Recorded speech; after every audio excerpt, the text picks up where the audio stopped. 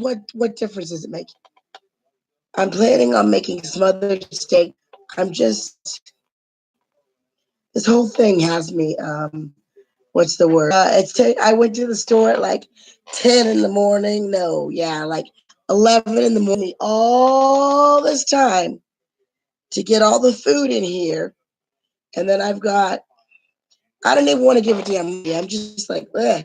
And the meat, I have to make sure the other meat, I had left it like in the car, half in the car, half was in the cart here, and I was starting to smell the meat. It was kind of, cooking on its own. So this other meat, I just throw everything in a crock pot. Usually frozen green beans. I'm going to use canned, except I have fresh tomatoes that I got yesterday that I'm going to use that I got from like the food bank. So hopefully they're not rotten in a day. And I love red gold. They're petite dice, just regular, none of the spices. This is my favorite Contadina tomato paste, the best tasting tomato paste ever, besides this other kind that they use at Marion's. And mushrooms. Mushrooms that I have to remember. So I'm going to use 2 cans I'm going to make a huge pot because I make a huge pot of it. And Jesus Christ, I've got to get the crock pot out. I'm going to use the crock pot on the table here because because just because. Well, one, because I have an efficiency apartment and it's going to make my room smell wonderful, whatever. I did have my little Magoo. His mattress was pulled out farther, but I pushed it back. I don't know. I don't know what he wants. If he wants it back out further this way, I think he probably does, but whatever. He's cool. He's there. Dog's here. I'm here. I I'm not going out tonight. I'm going out tomorrow back to the state capitol because there's a lady who we're reading a book. I don't have the book yet, but we are having a book discussion. I feel kind of bad I don't have it. I haven't looked online to see if I can get it at the at an online, whatever, but I don't think so because it's kind of older. But look, who's on the floor?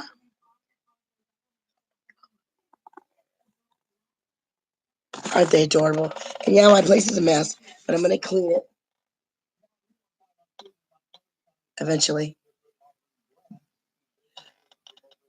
Oh my gosh, seeing the Doritos just makes me want to eat a couple. Oh my god, I'm also making pancakes and sausage, so I gotta go check the pancake, see if it's done.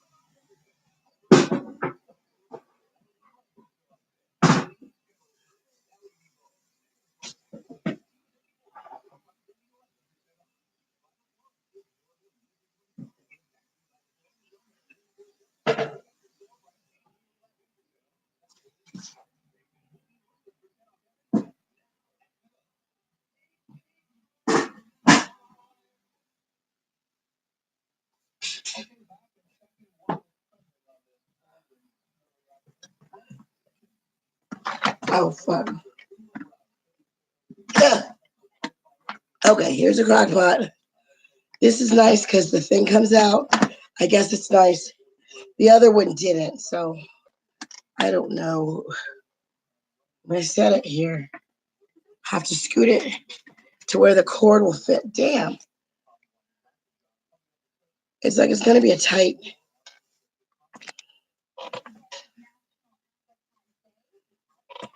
National Apricot Day. Wow. Oh, God. So I'm going to have to scoot the whole table down. It's so stupid. Well, you know what? Take this out. I'll scoot this over to see. So stupid.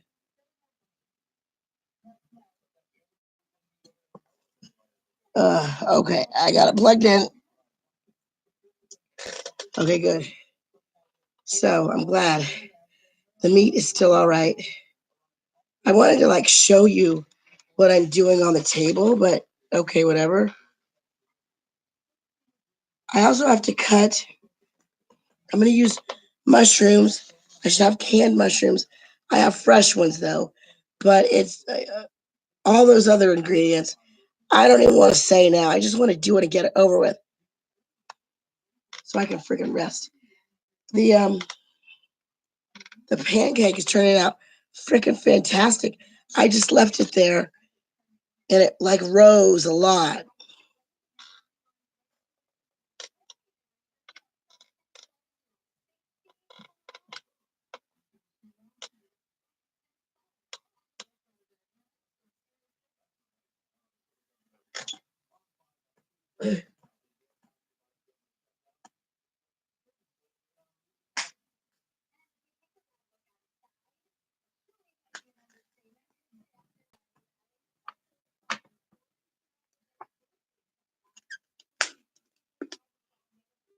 So here's the meat.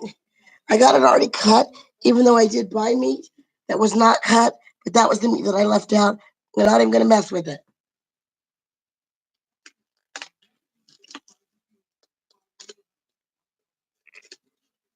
Let's see. Go in. Oh, good. It all went in at once.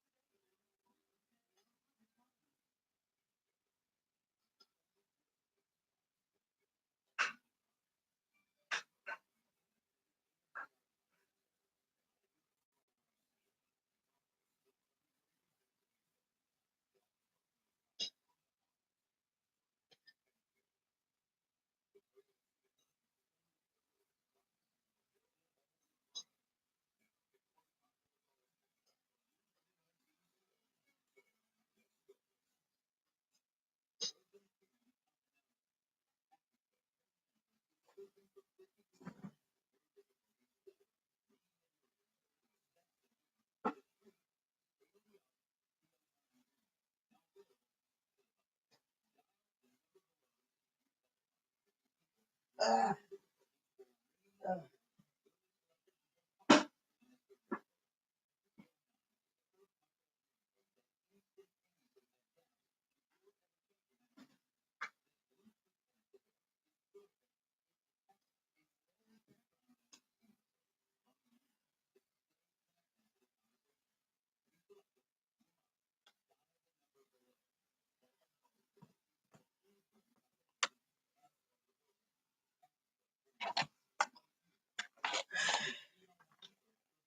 there's my.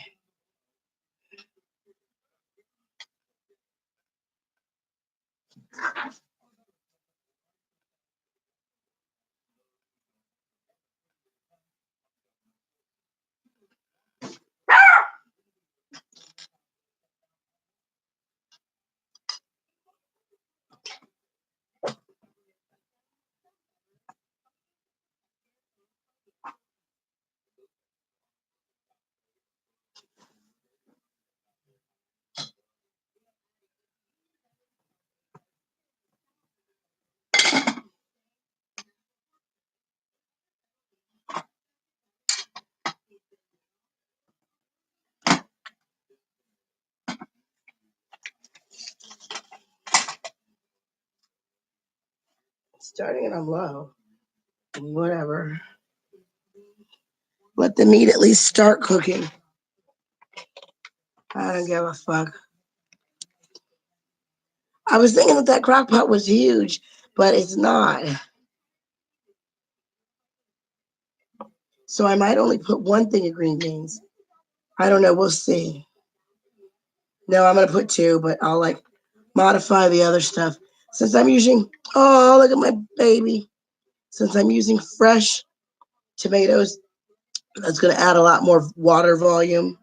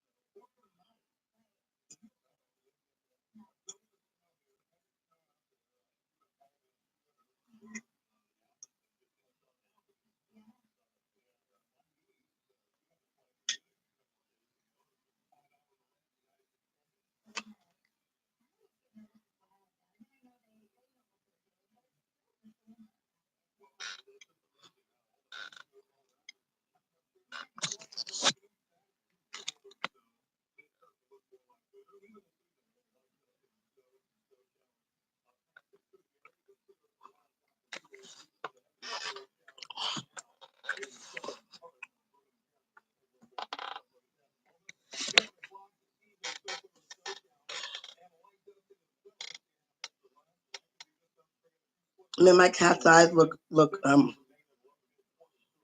when the light gets on him, oh my gosh, he looks fucking crazy. Oh my God, your eyes are glowing. Oh my God.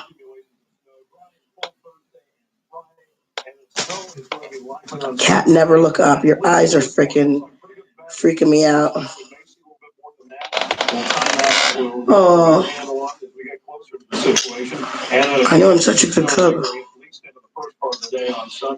Yesterday, 61 degrees, the high temperature. Right now, 24 degrees. The normal high 34, so way above it yesterday, but a little bit below that right now. Upper teens, 120s over the area tonight for the overnight lows with the cloud cover around and the sun showers.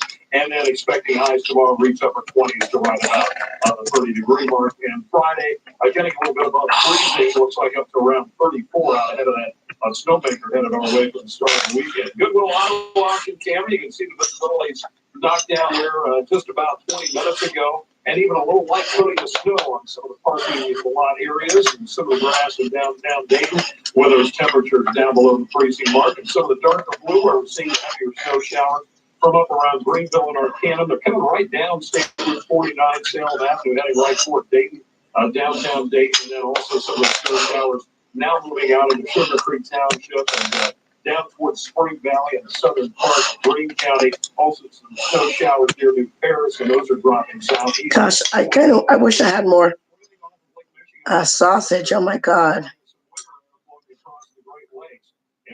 And there's bacon.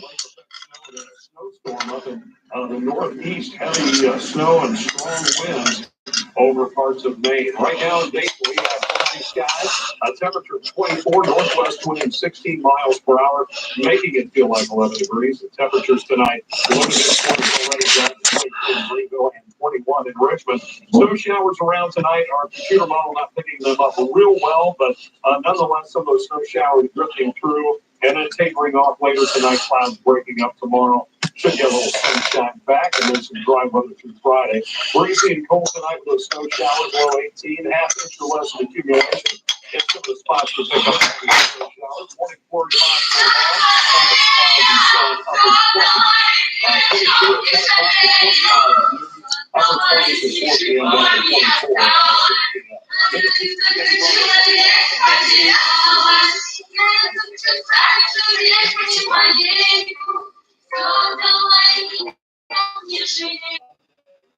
And 34, then season Tuesday next week. Getting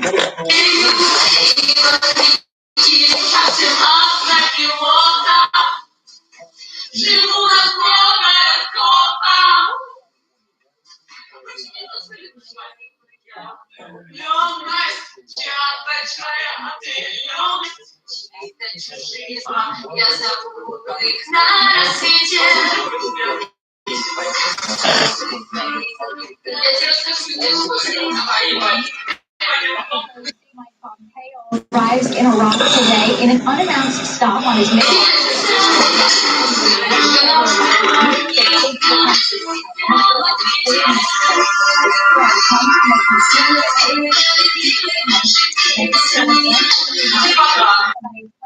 U.S. troop withdrawal from Syria. and how many troops on the border is now getting the more expensive. I had blood drawn and now it itches. The hole itches. Ugh. Weird. Oh my God. Ugh.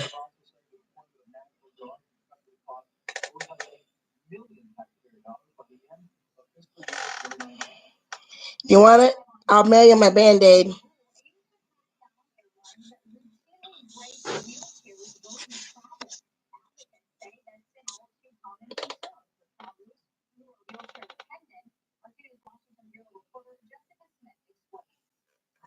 I'm hot. I'm hot.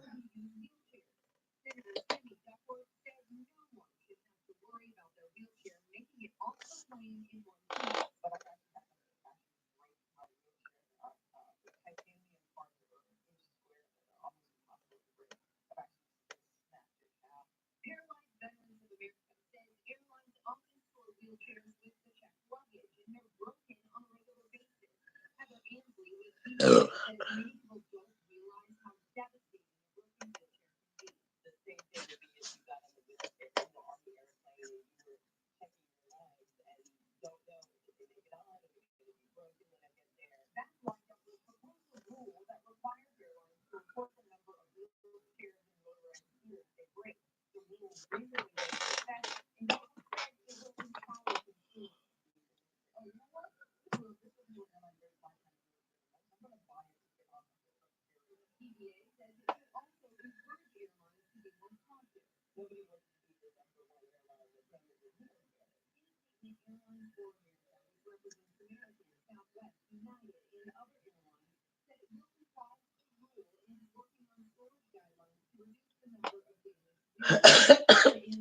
Thinking about going to the hot tub, but I cannot. I'm too tired.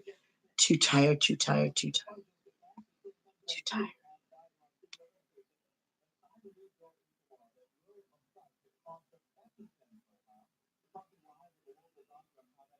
so tired. Here, Flip. Here, Flip. Come here. Oh my goodness. You greedy.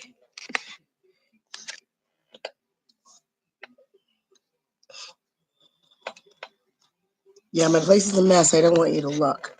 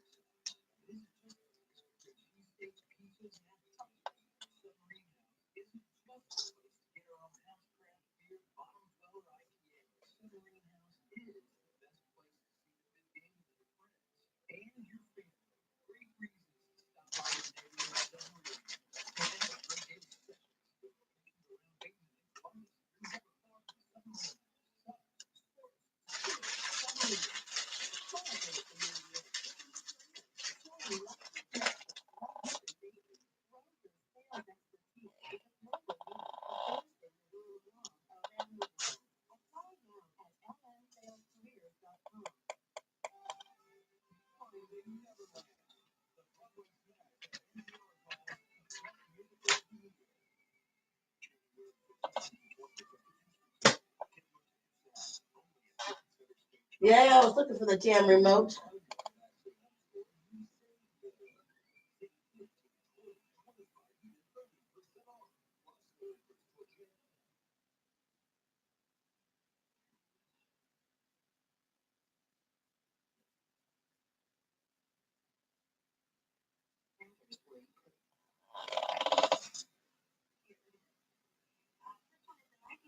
Chevy came in sometime before noon. Two guys working on it both very uptight type.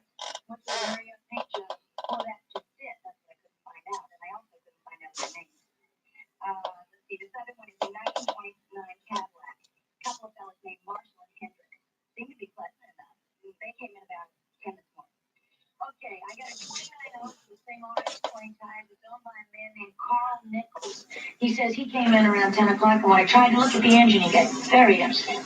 Well, that last one there is the touring sedan that I found with the tires on it that we're looking for. Very elegant car.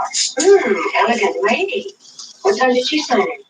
She says shortly after breakfast. Who is she, Margaret?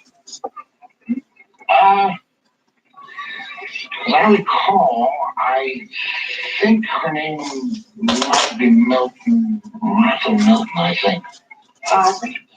Think, Mike? This is very unpopular detective work.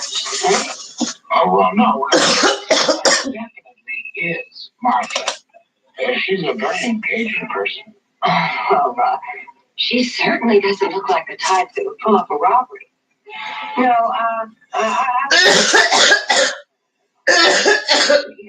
No, anyone disengaging certainly isn't the criminal type. Yeah. I agree. We must remember, though, that she could.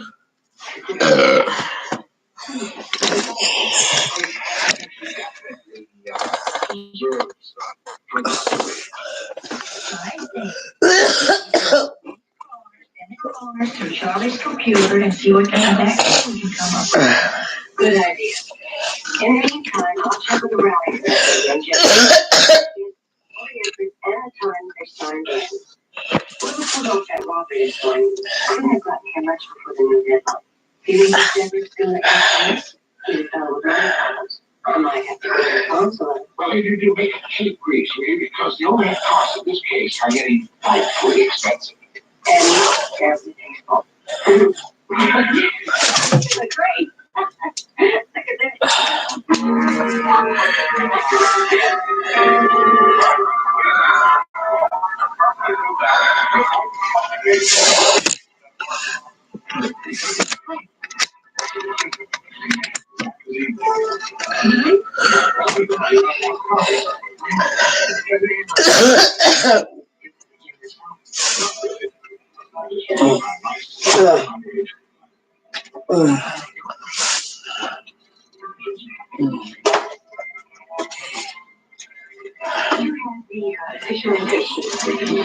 Carl Kish.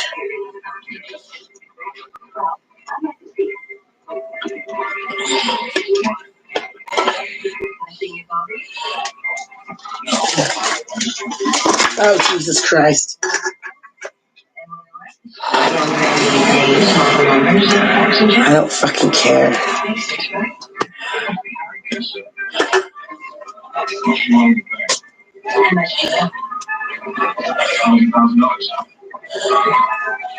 It sounds to me like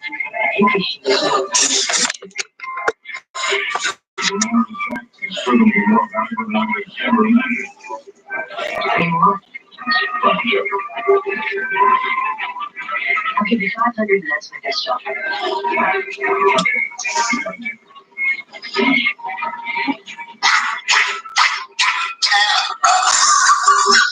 Whisper, I had Beyonce tickets. Beyonce. Gary, when he started opening the windows, let me tell you something. I might be the only one here. I was on Gary's side in the beginning when I was on the Olympia side, Gary's side. Even the lady that hit Douglas over the head with that pin was on their side until Gary was on the floor talking about just let everyone look at the pictures. After he said that, that's all I'm going to say. when my chicken just like comes off. When the world's ended, but still gotta handle you people on the streets. Getting all my friends to my purpose. People play too much. Oh my God. Boy, I'll do it. Mom, no, I choose who gets to do it. The girl did not look at Sandra Bullock like that. Because the girl was like this. Greg, all these fucking guys, people leave from. Hey, is that a Photoshop picture? How do y'all do that? I don't know why I was thinking while Greg was watching it, like, Greg is smart. We only 20 minutes into this movie, and I'm acting like he's not gonna be dead. Me too, Olympia, while I was watching Bird Box. I'm about to see this ninja. Me trying to figure out how boy and girl didn't drown in the river when they were blindfolded and never been given a swimming lesson. Y'all, that was me. Did I tell y'all that time in the heat that I almost drowned? I know I did. Oh my gosh, y'all. Them waves get me PT. Ooh, the birds inside the box after they were released by Mallory.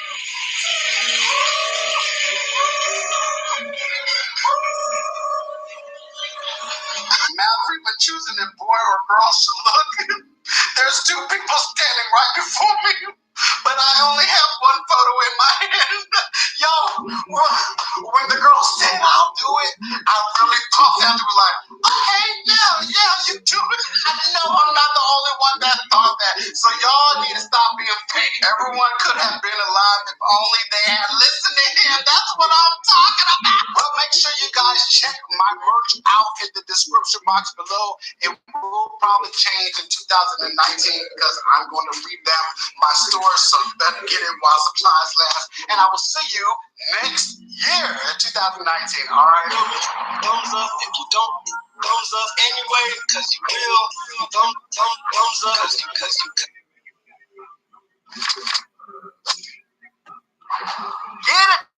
Addiction.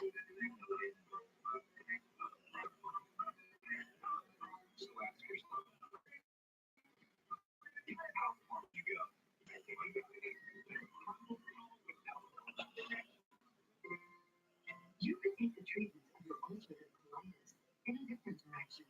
Talk to your doctor about Xeljanz, a pill, not an injection or infusion, for adults with moderate to severe ulcerative colitis. Xeljanz is the first and only FDA-approved pill for moderate to severe UC. It can reduce symptoms in as early as 2 weeks, improve the appearance of the intestinal lining, and provide lasting steroid-free remission. Xeljanz can lower your ability to fight infections, including tuberculosis, serious, sometimes fatal infections and cancers, including lymphoma, pathogens, as have tears in the stomach or intestine, serious allergic reactions, low blood cell counts, higher liver counts, and cholesterol levels. Don't start Xeljanz if you have an infection. Your doctor should perform blood tests before and while taking Xeljanz and monitor certain liver tests. Tell your doctor if you've been somewhere fungal infections are common, and if you've had TB, hepatitis B or C or chronic infection. You can take your UC treatment in a different direction. Ask your gastroenterologist about Xeljanz. I don't know. I didn't get to look at the faces, but there was definitely two of them. Are they going to call up the rally? No, Jeffers has an assistant named Dan, and he's going to take over for him. Well, you certainly got one thing. Whoever pulled that robbery is still here at the rally. The question is why? Why are they still hanging around? Probably because they need a cover. They've got to figure that all the roads out of the robbery area are being watched, which is really nice. Now, the cars will get to Santa Barbara sometime tomorrow. Santa Barbara's on the coast. Charlie said they have to get the fuel cores out of the country. The cores could be hidden with the cars. Hey, take a look at these. These are the interest settlement sheets. I took them from Jeffers Trader right after the sheriff did a preliminary investigation. You know, I think that his plan to get him, or rather sell him, is what got him killed. You know, how did that? Well, Charlie finished his computer check on our suspects. Anything interesting? Yeah, as a matter of fact, your friend Nichols, he just recently got out of prison, serving 2 years in prison. Well, I mean, Mr. Nichols deserves a second look. Yes, in Montgomery County is January 31st. Streck says it's not just the law, but it can actually save your dog's life. And if there's no way to track who that dog belongs to, it's going to go to the animal shelter because that's pretty much law enforcement's only option. As for these canines, they're trained for many scenarios, including tracking, narcotics, even bomb sniffing. Their work scenes ranging from a simple traffic stop to a presidential visit. Keith says that's why it's important he personally presents these canines in his license. But we really respect the work that they do. So in the law enforcement community, In Jefferson Township, Adam Marshall. So some people caught with marijuana in Dayton will not face charges. What is and is not allowed, and why people should wait before embracing the changes. Also, been popular video game features encouraging risky behavior with kids. The reason the government is now investigating it. What parents shared with us. News Center 7 is brought to you by Sinclair Community College. Storm Center 7, always tracking, alerting you to dangerous storms. On the next wheel, your tag says Heidi Ho. You want me to call you Heidi Ho? Heidi Ho is fine. My dad's called me that since I was knee high with grasshopper. I'll make a deal. I'll call you Heidi Ho if you call me Heidi Ho. Wheel of Fortune, tonight at 7 on Chip.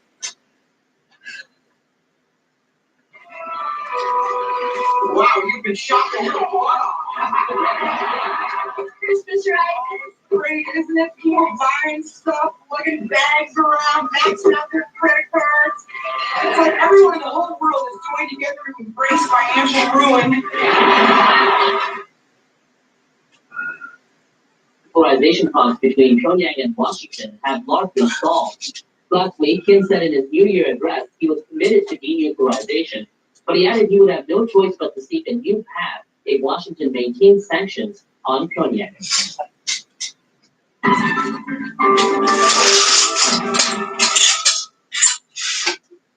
More details have emerged. Former chairman, and it's trying to get the company's executives to sign off on a nearly $30 million loan to one of his friends for his personal interests. Sources say Ghosn wanted the loan so his Saudi Arabian friend Khalid Al-Jafali could supply a credit guarantee to cover Ghosn's private investment losses. The sources say Nissan's executives said no to the amount, and the loan never went through. It's believed Jafali then sent his own money to a bank to help out Ghosn. The auto tycoon's relationship with Jafali has come under intense scrutiny in recent weeks. Ghosn has been accused of paying $15 million to a company owned by the Saudi businessman. In Tuesday's court appearance, Ghosn argued the money was actually legitimate compensation for Jafali's services for Nissan. Jafali's public relations team has also said the payment was above board. Ghosn has been in detention since November. On Wednesday, the court rejected a request by his lawyers to end his detention. Shortly after. Japan Airlines says one of its pilots cheated on a pre-flight breath test 2 years ago by getting someone else to take the test. The incident occurred before a JAL flight from Narita near Tokyo to Chicago. The company says the 59-year-old captain asked his co-pilot to take the alcohol test in his place. The captain told airline officials he used the stand-in because the separate test device had earlier revealed his alcohol level was near the company's limit. The co-pilot reported the misconduct to the company. Last month, the Transport Ministry gave JAL a business improvement order following a series of alcohol-related problems involving its pilots. One pilot was arrested in Britain and given a 10-month prison sentence after failing a breath test. A multilingual list of literature and photos related to the atomic bombings of Hiroshima and Nagasaki has been made available online. The project was organized by Ginga Hiroshima, a group of researchers based in Hiroshima Prefecture. The group's website offers a bibliography of about 3,500 records published in 75 languages. The database includes the title, author, and date of publication of the works. Users can search the database using keywords and narrow down their search by categories such as memoir or photographic records. The group says it invited about 40 researchers around the world to help create the bibliography. It plans to continue its work and expand the database. The editor said in a news conference, people would be moved to read about the atomic bombings in their own language.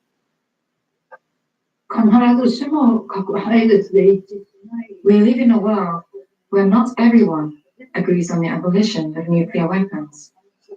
But I hope the website prompts as many people as possible to think about what happened in Hiroshima and Nagasaki. The database's URL is lingahiroshima.com. That's LINGUA Hiroshima.com. Australia says the United Nations has asked the country to consider accepting a Saudi teen trying to escape from her family. Rahaf Mohammed Al Qunun's story made headlines after she said they would kill her if she was sent back to them.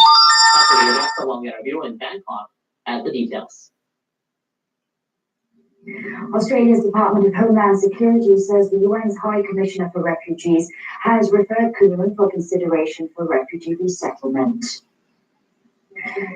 In the meantime, the 18-year-old is staying at an unknown location. She arrived in Thailand over the weekend on her way to Australia, where she planned to apply for asylum. Thai immigration authorities initially seized her passport and wanted to send her back to Kuwait, where she was visiting with her family. But Kunlun refused to go, barricading herself inside an airport hotel and over Twitter called for asylum. Some of her family members have since arrived in Bangkok. Her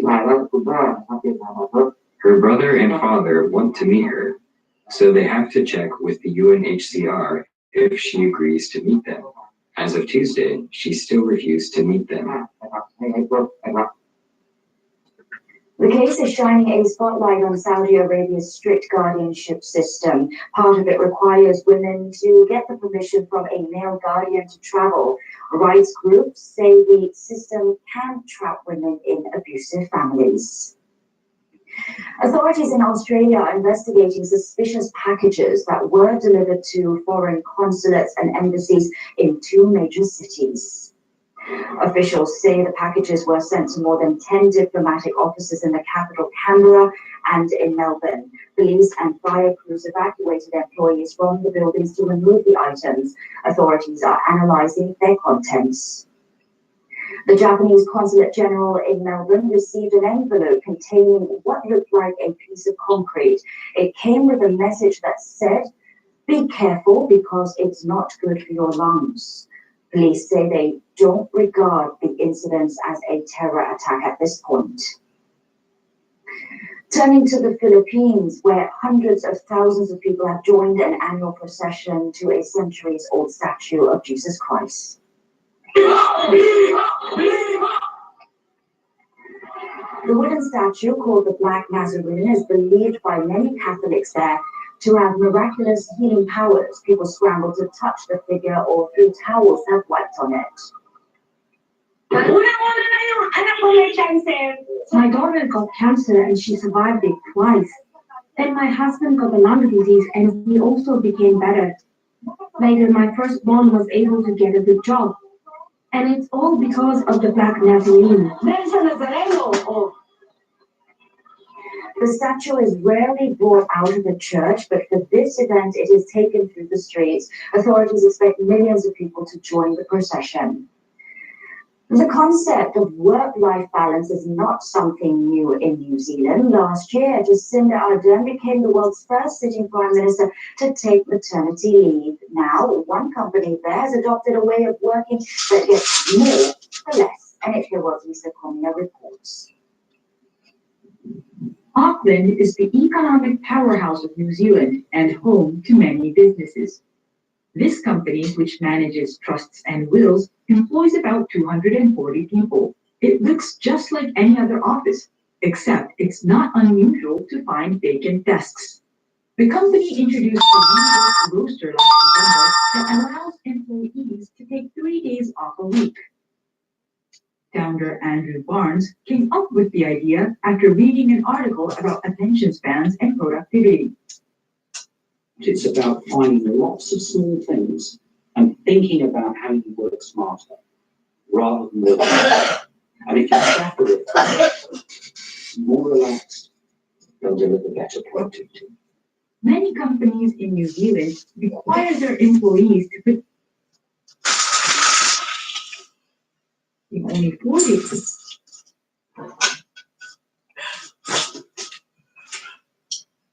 Jesus Christ, what the fuck? Minimum hours to 32 and introduce a 4-day working with wages provided productivity didn't drop. If you can deliver the productivity of everyone else working 4 days, the same amount as someone who's working 5, delivering the same productivity. So it's a different way of thinking. Reagan Store is one of many employees who feel their compensation and work efficiency has improved. It actually made you start to think about how you're doing your work yourself, so you could do it a lot better. Every morning, she lists her work tasks and decides how much time she can spend on each one. She puts her cell phone away because it's a distraction. Discussions with her colleagues have also become more efficient thanks to this new meeting pod. Unlike meeting rooms, reservations aren't necessary, and the compact space makes it easier to exchange frank opinions. As a result, meetings have become shorter.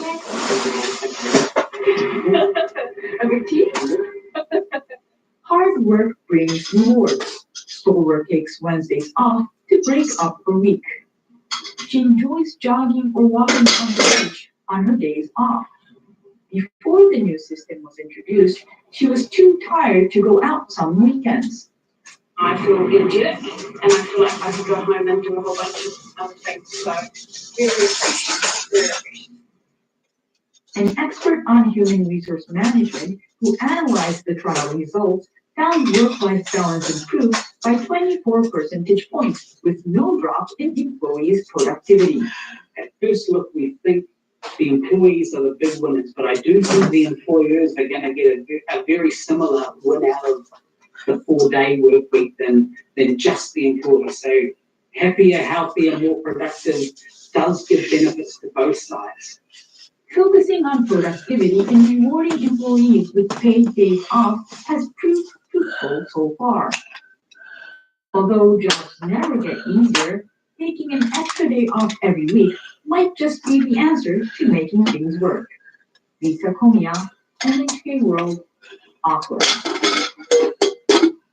And that's going to wrap up our bulletin on Australia Iraq's album in Bangkok.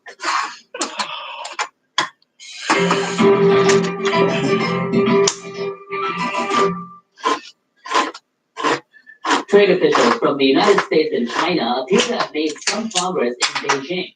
Talks to end their trade war were initially set for 2 days from Monday, but stretched an extra day. But the two sides remain split on issues including intellectual property. The meeting was the first time officials from the world's 2 biggest economies have spoken in person since both sides agreed last month to temporarily suspend further tariff hikes. Sources close to the meeting say there was progress on specific measures to increase Chinese imports of U.S. goods. China has previously offered additional trade commitments worth $1.2 trillion. So both sides remain split over certain Chinese business practices, including forced technology transfers and violations of intellectual property rights. China's foreign ministry spokesperson expressed some optimism. If we can reach a satisfactory result, it will not only benefit China and the US, but will be good news for the global economy. Liu added the talks were extended because the two sides entered into discussions in an earnest and serious spirit. Moving on now to checking the markets, Tokyo's Nikkei average ended in the positive on Wednesday for a 3rd straight day.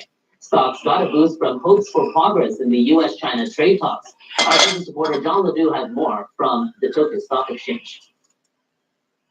Discussions between Beijing and Washington went into an unscheduled 3rd day. Traders hoped that was a sign of possible progress. Let's go straight to the numbers for this Wednesday, January 9th. Nikkei closed 1.1% higher at 20,427. Clocked up at the end of the day up by the same margin.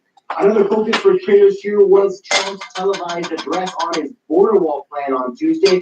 The partial U.S. government shutdown that has been going on since December shows no sign of ending. Trump's speech highlighted the ongoing division between the White House and Congress. but hopes that the world's two largest economies can reach a deal to avoid an all-out confrontation and prevent a severe slowdown in the global economy. Help sentiment almost all sectors on the Nikkei 225 end of the day in a positive. Oil-related shares got a boost from higher oil prices, which were also boosted by the trade negotiations. I'm John Liddy reporting from the Tokyo Stock Exchange. A Japanese home building firm says it's making a house that could save the lives of its occupants. The high-tech habitat will monitor a resident's physical condition and detect abnormal changes. Officials at Sekisui houses identify early signs of fatal illnesses such as stroke and sudden death. Wall-mounted sensors in the bedroom, bathroom, and living room will keep tabs on the occupant's heart and breathing rate. When a serious abnormality is detected, the system alerts a home security company. The function of the house is changing from a place where people simply relax to a place where they can maintain good health. Houses are becoming more multifunctional.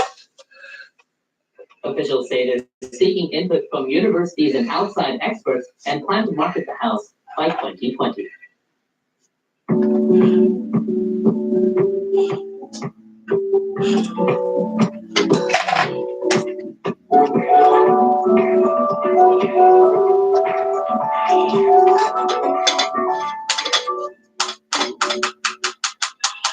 The airplane that carried Japan's most prominent figures around the world is headed for retirement. A new Boeing 777 will be brought into use in April. NHK World's Kazuo Takeuchi spoke to two of the people who piloted its predecessor for over more than 2 decades. The Boeing 747 bears a Japanese flag. Its regular parking place is the Air Self-Defense Force Chitose Air Base in Hokkaido. The plane is best known for transporting the Emperor and Prime Ministers overseas. It's grounded in 98 countries across 25 years. Shigeki Uema has been in the cockpit for 21 of those years. His missions have included flying into a hostage situation in Algeria in 2013 and traveling to Bangladesh following the terrorist attack in 2016 to bring back bodies of Japanese who were killed there. I received an emergency call with orders to leave as soon as possible and bring back my fellow citizens. I was up all night preparing. I left around 3 or 4 o'clock the next morning. Tetsuo Hanawa is another pilot who flew the plane. He especially remembers returning from the GS Summit in Canada in 2002. Germany's chancellor at that time, Gerhard Schröder, wanted to watch his country play in the final round of the FIFA World Cup being hosted by Japan and South Korea that year. The day before Japan's Prime Minister was to return home, the pilot from Schröder would be joining them. I didn't expect to have anyone on board who wasn't Japanese. My reaction was, what, really? It was the first time 2 heads of state have been on the plane together. That raised questions of protocol. By custom, the fact of 4 countries with leaders on board are to be played up running. The problem was the German flag was bigger than the Japanese one. Hanawa had an idea about how to balance them. The German flag is tricolor, so I thought we could shorten it by either sewing it or holding it in place with safety. His Air Force teammates hand-sewed the German flag, and by the time they reached Haneda Airport, both flags were on display. Although Hanawa has retired from the self-defense forces, he wants to pass on his experience to the next generation of pilots. The old plane rarely broke down. It worked really well. My hope for the new plane is that it too travels around the world safely.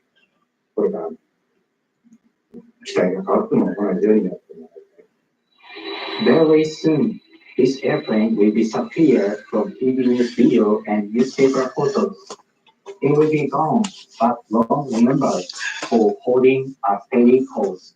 Kazuho Takeuchi, NHK One, Sapporo. And next is the 3D outlook on the world weather.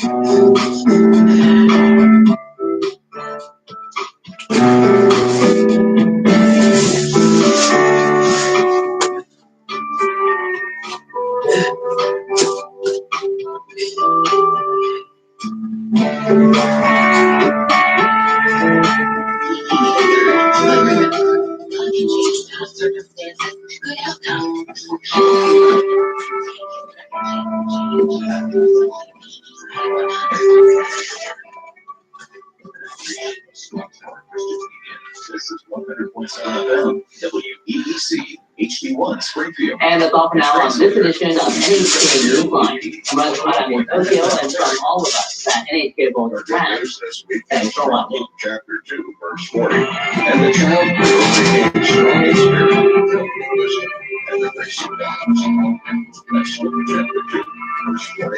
That's what they do.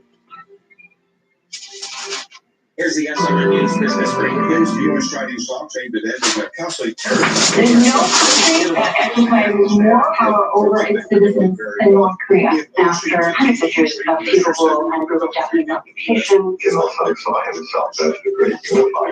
able to create complete religion. North Korea's Kim Il-sung was a living God, controlling what they think, what they eat. But it's lasted now for almost 70 years. We have never seen anything like that in a communist world. Tonight at 10 on TV 16. It's at 23,879. NASDAQ picked up 64, closed at 6,957. S&P 500 up by 11. Futures prices have declared exchange is on contract benchmark rate up to 58 $32.36. Business. More details at SRNnews.com. Over-the-counter, veterinary medication. Choose your mind. Choose your heart. Feel. Choose your strength and health. You're watching on TV, on air, and online. With your mind, with your heart, and the process of thinking experience an accelerated and distinguished French tradition in Ireland today. We banjo too delivers a groundbreaking mix of Irish music and old-time American and bluegrass influences, taking it out of virtuosity and Putting whole tomatoes in, we'll see how it works. The banjos will live on stage at the Bush Auditorium January 25th. Details at SpringfieldArtsCouncil.org.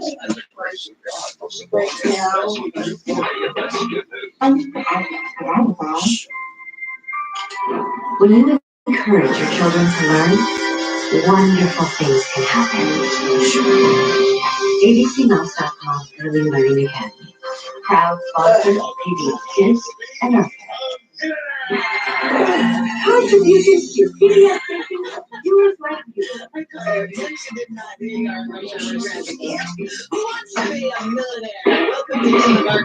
Every day when you're walking down the street, everybody that you meet, and the original voice of peace. And I say, hey, if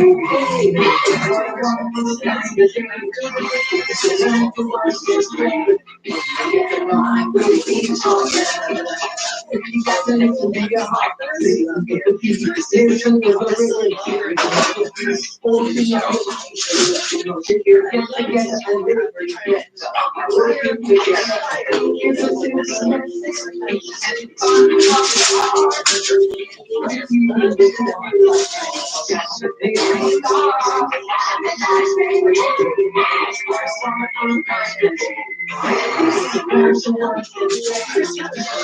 the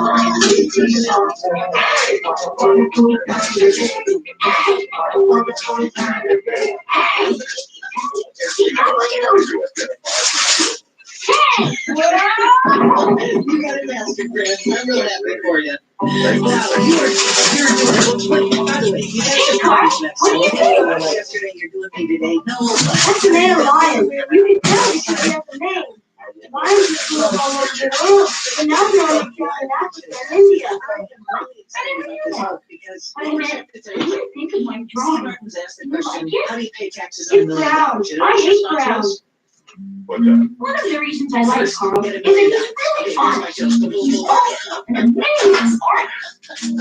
So my question is, once upon a time, the land far away, and $1,000 was an awful lot of money. So I just got to That's explore the one deal question from before we built get in started. 1905 by the Great Western Railway Company in England. It's not the It same has as a million pistons and dollars. driving wheels and connecting rods on cars and valve gears and Get boost $1 free. million before I retire. That would be What you get Carl talking about training? It's gonna be hard to get him to stop. some And instability. boardwalks and boat units to September capillary action. In the meantime, I'll tell you how we did it. A lot of money now. I mean, for a they think that's gonna actually. This is part of the story that you wrong. Here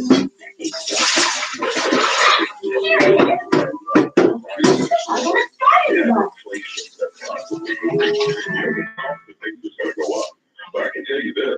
When Carl met George, If someone's been intentional and they're focused and they have the money. Now, one can spend both sides of the dovetail joint. You're going to apply a little. George, would you give the device more glue and one give it You're able to keep more of your money with you as opposed to going out and taking. Yeah, excellent. So you need research, which is typical for Ramsey, to be able to say, all right, let's just find out if this worked for people. Let's be smart. Let's glean. Let's find out what they did. So conversations took place with about 10,000 people who have become millionaires. How long did this process take, and how do you identify who these people are to begin with, so you get this sort of survey pool to pull from? Yeah, this was a major undertaking. This project is probably about 18 months in the making. Well, unfortunately, the president just got up and walked down. He asked Speaker Pelosi, "Do you agree to my wall?" She said no. And he just got up and said there was nothing to discuss. He just walked down. As Democrats spoke, President Trump tweeted confirmation that he ended today's talks. We just ended a very short meeting. Republicans led by Vice President Pence pointed to Democrats as the problem, saying Democrats made it clear they will not move closer to the president's position on the border wall. Today, in this brief meeting, we heard once again that Democratic leaders are unwilling to even negotiate to resolve this market shutdown or crisis that are serving. This was the capstone for the day where the two sides moved farther apart. Stop playing chicken with our lives.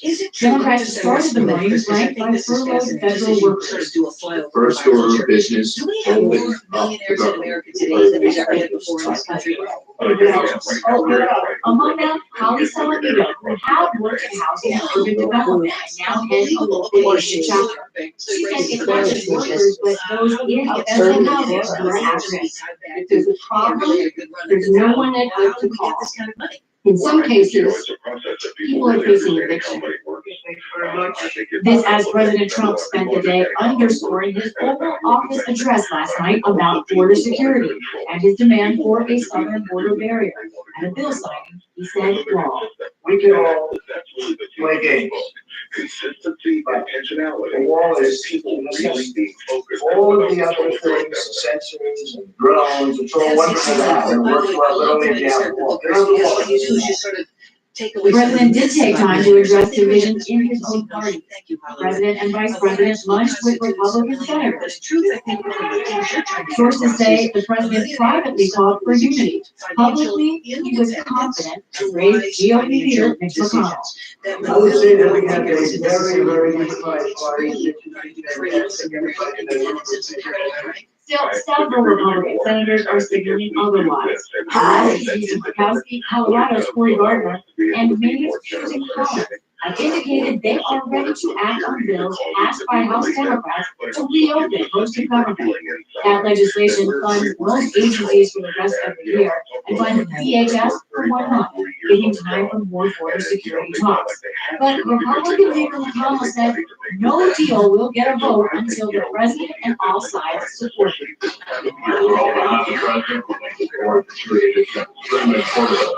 Another sign that leaders are moving farther from any ground. Today, Vice President Pence seemed to reach out to the conservative base, speaking to talk radio host Rush Limbaugh with uncompromising tone. President Trump and I and our entire team are determined to stand firm until the Democrats in Congress come to the table and work with us to secure the border, build the wall, end this humanitarian crisis, and do what's right for the American people. Tomorrow, leaders again go in different directions. House Democrats plan to pass separate bills reopening most agencies. The president plans to visit the Texas border, reinforce this case alone. And Lisa joins me now from Capitol Hill, along with Yanish Alcindor from the White House. Yanish, that was quite a meeting by all accounts. Tell us, what is the president saying about it? And I guess afterwards, the vice president came out with other Republicans and talked to you and other reporters.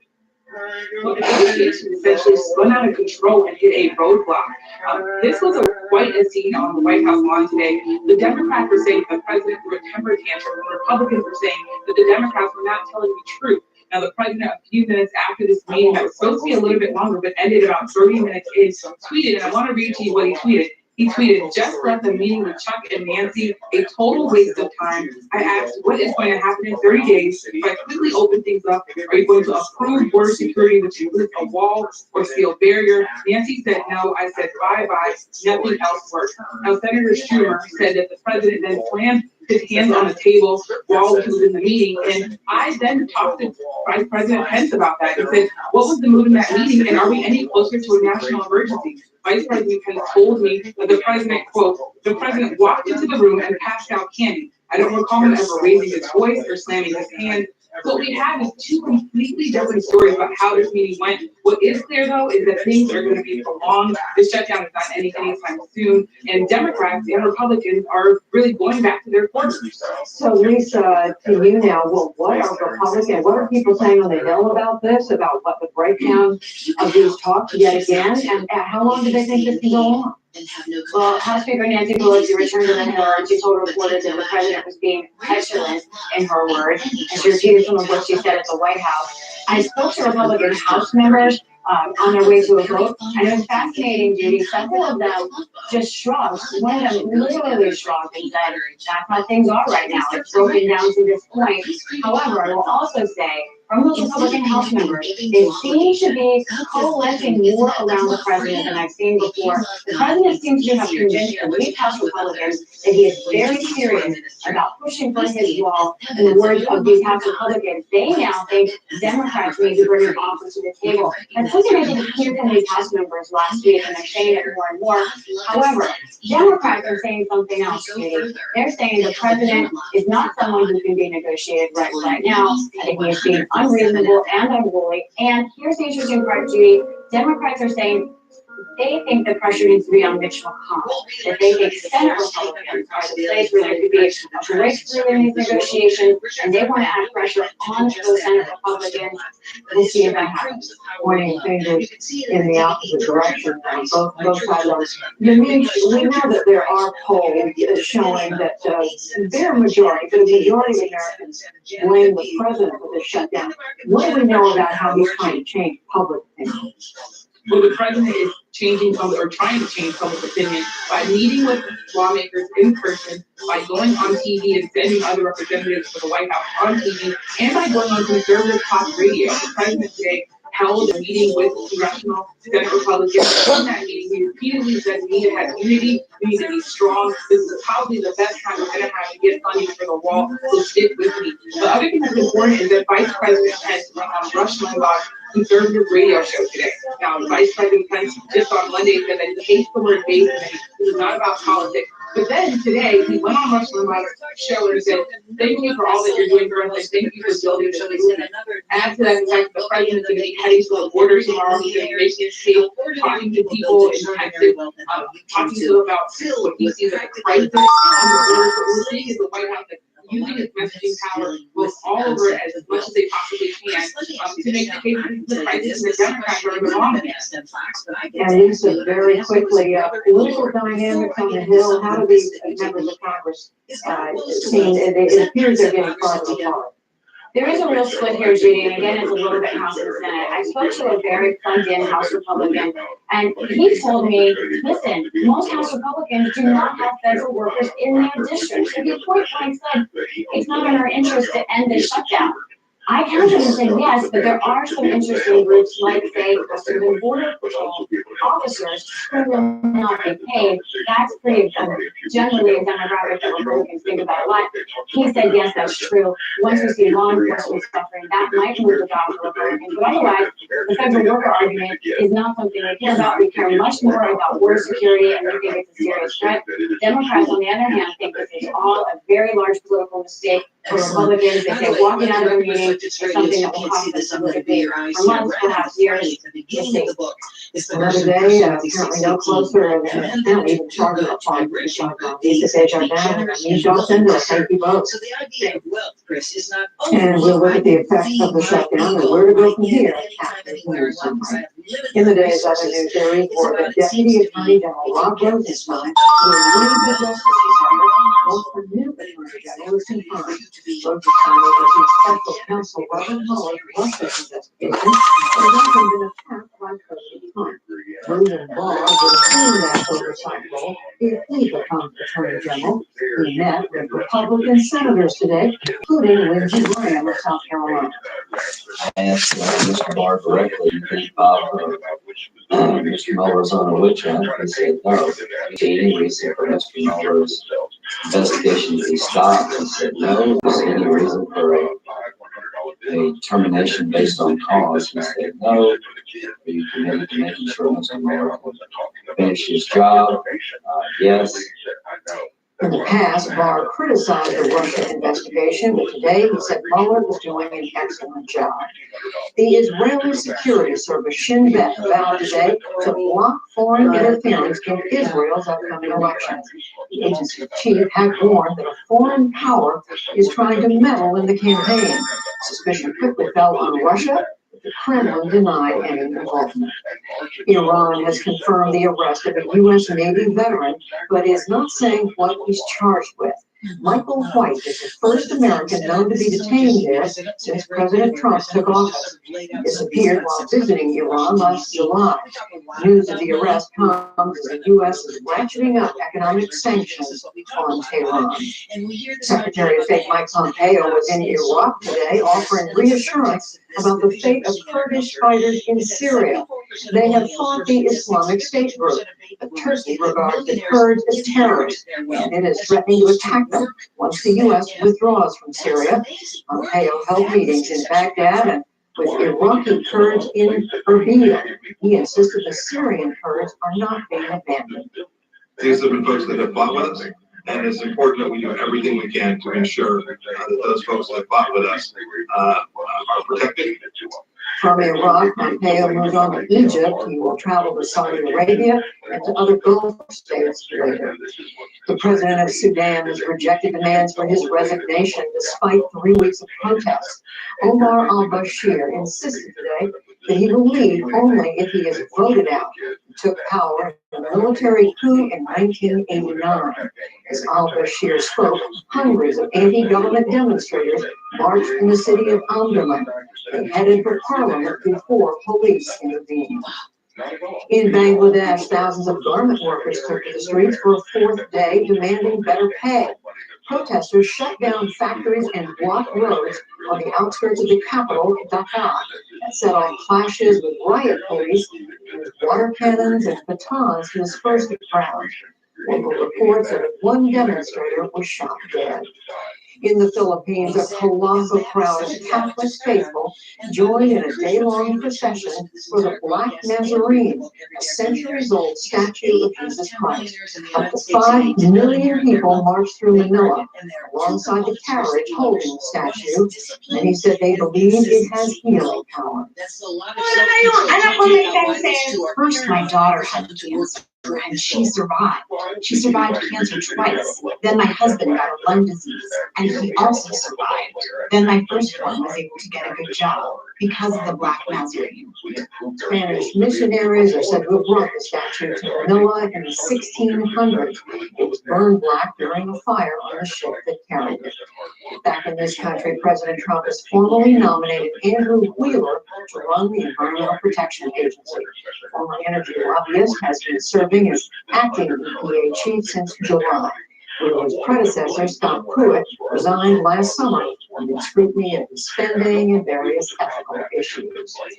Toyota is recalling another 1.3 million vehicles in the U.S. over faulty airbag inflators. They are blamed for at least 23 deaths around the world. Some 50 million airbag inflators made by Takata have been recalled in recent years. 1/3 of them have yet to be replaced. And on Wall Street, the Dow Jones Industrial Average gained 91 points, closed at 23,879.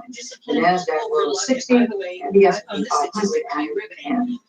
So they come on the news hour. What will it take to find a deal to open the government? Why the shutdown is adding already overwhelmed immigration courts.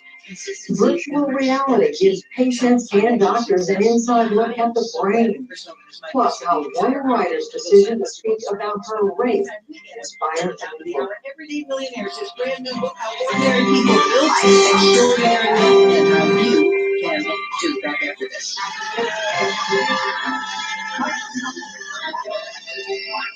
The breakdown of talks at the White House today demonstrates the deep divides on both policy and politics. We want to get 2 takes now on where things could go after this latest statement. We begin with a man who has held many key roles in Washington, Leon Panetta. He served as defense secretary under President Obama. He was also chief of staff at the White House for President Clinton during the longest government shutdown to date. Leon Panetta, welcome back to the News Hour. So today, we saw yet another breakdown in a meeting between the president and Democratic leaders. As somebody who's overseen and lived through a shutdown in the past, how do you see what's going on there?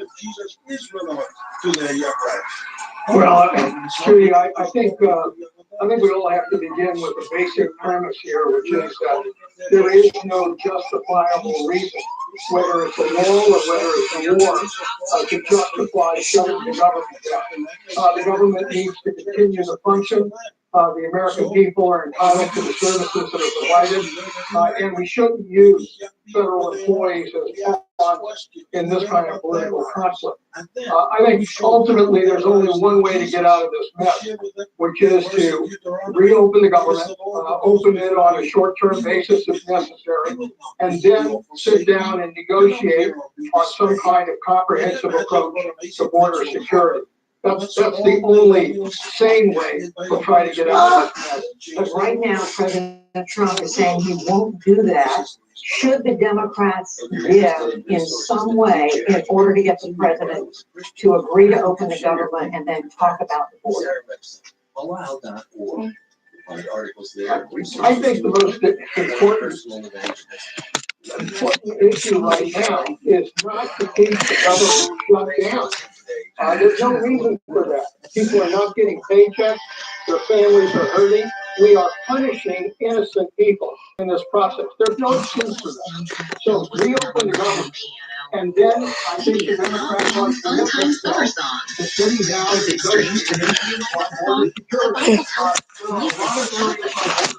These things are breath, and the inner sound you hear doesn't define you, but it does speak to how you feel. It holds a magnifying lens to choices made, promises over, and trust issues. Music is a powerful thing. It can lead you to the front door of anger, or God's courts of praise. Music affects your mood and teaches you something. Music is a gift. It can be shared. It is a tool It's in shape. Let your life be a God song. May people see your life and hear harmony, clarity, and beauty. God can take your off-pitch life and create a magnificent symphony of praise. WHEZ 100.7 FM. Radio you can believe in. Asked her if I were able to we have a time, we talked about it for a month about let's do that voice building a better wall. And you were willing to do that. Snow. So my understanding from folks that were present is that we have to open up the government certain things to be willing to agree on a wall. So people always made a position for fear with regards to a wall. And frankly, you never knew there were so many millionaires. You stick around, you never know what you're going to hear. He's looking at the window. Mr. Tic Tac. Mr. Ticky Ticky. Mr. Tacky Tacky. He's the #1 best-selling author. Oh, look. Ramsey Solutions for Oh, look. Oh. That's going to skyrocket to the top of the charts. It's called Everyday Millionaires, and he really explodes some of the myths about millionaires and studying millionaires. And by the way, Chris, one of the things I love about the book are these profile and conversations with people who have become millionaires, and I love hearing their stories as well. They tell the story as much as you do in the book, and really practical advice, consistency, discipline. I want to go to the area of risk because one of the myths is, hey, they gambled big, they won big, they catapulted forward to massive financial wealth. You say overwhelmingly that is not the case. So I'm on my way. I want to become a millionaire, but yet I want to do risk analysis. And if I take a look at my investment type, I'm thinking, I scroll it away. Okay, I want low risk, so I'm going to go to CDs and bonds as opposed to cryptocurrency and day trading. How do I make wise decisions and strike a balance that I'm preserving, but I'm also growing at the same time? Yeah, so that is a great point to point out. And, risk is necessary. And we take risks when we drive to work, when we take trips and whatever we do.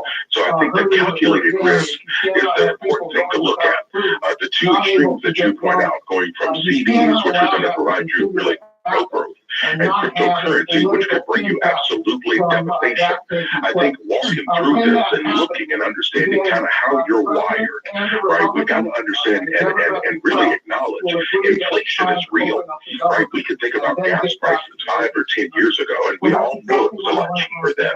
Well, we look at where we are now, so we can project forward and know 5 years from now and 10 years from now, the price and cost of that is going to keep going up.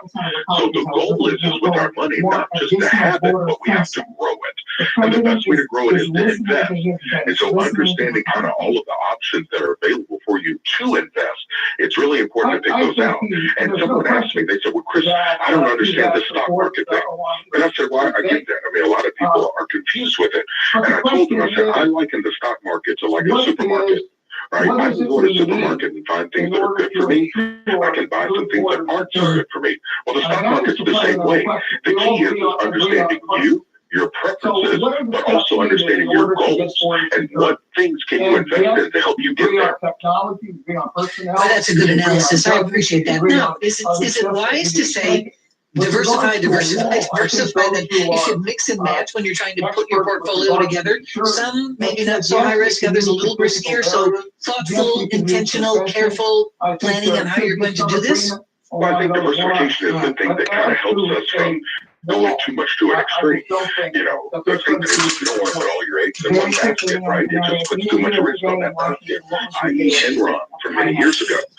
So looking at it, and so being able to spread your money around the diversification, what it does is it gives you some risk tolerance. It also gives you some safety that you don't have all the eggs in one basket. It was snowing a lot. Did you love my hair? So I like that idea. Now, people will say, I've got this preference or this time goal. I mean, look, if you invest in your style, right? Like 60% of millionaires that I spoke to in the survey all use an investment professional to guide them.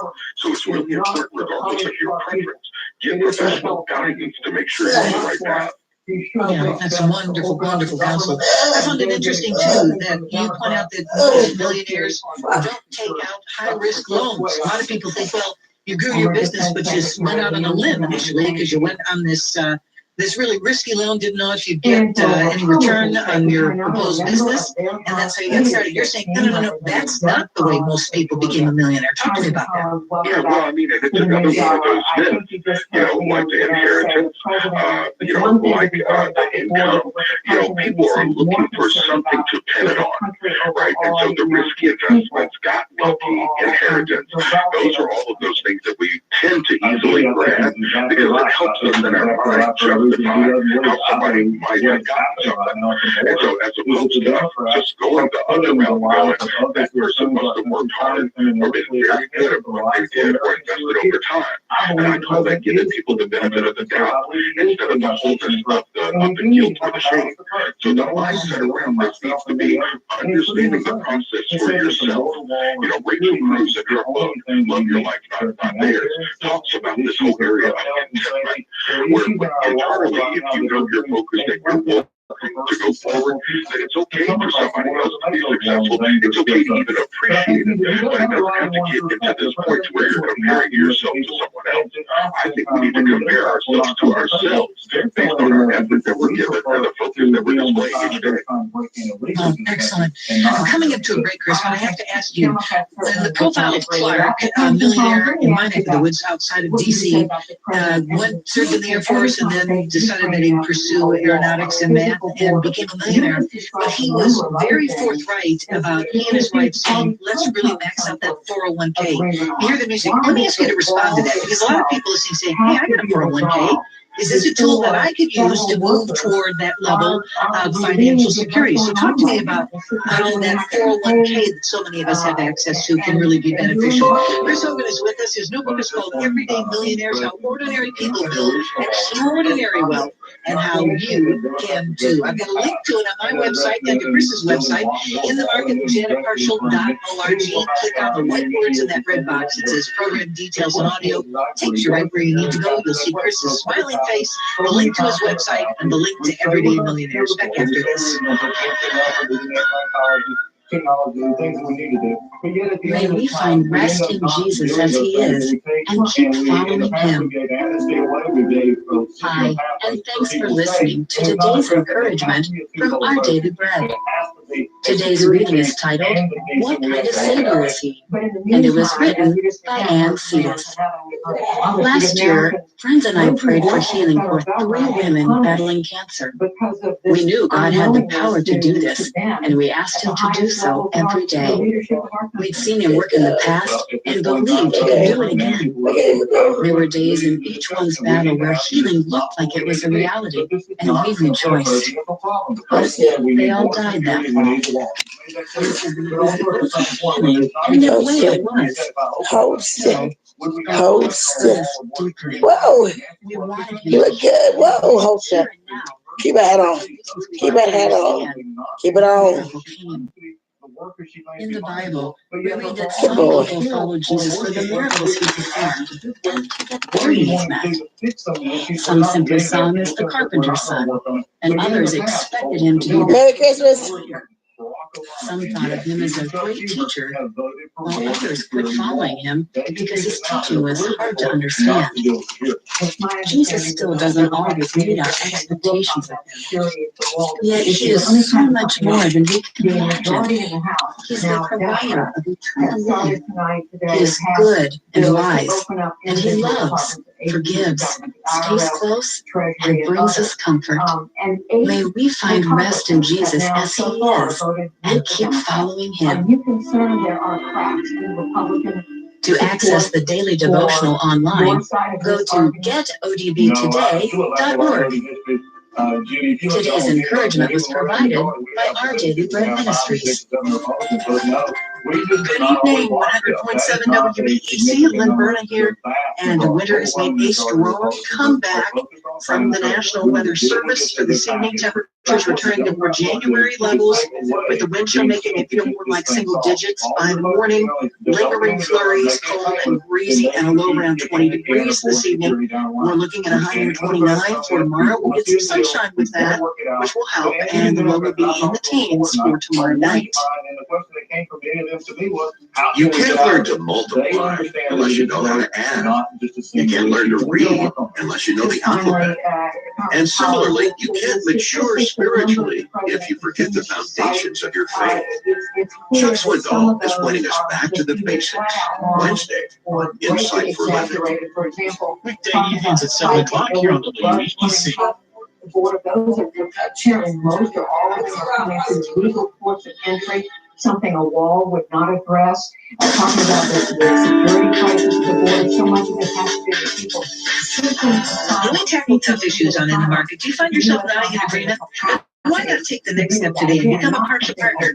Your monthly gift will help to keep us on the air, and you'll receive exclusive behind-the-scenes resources directly from me, like a transcript of my weekly commentary, an exclusive weekly audio briefing, and more. Become one of our Parsha partners today by calling 877-JANET-58 or go online to inthemarketwithjanetparshall.org.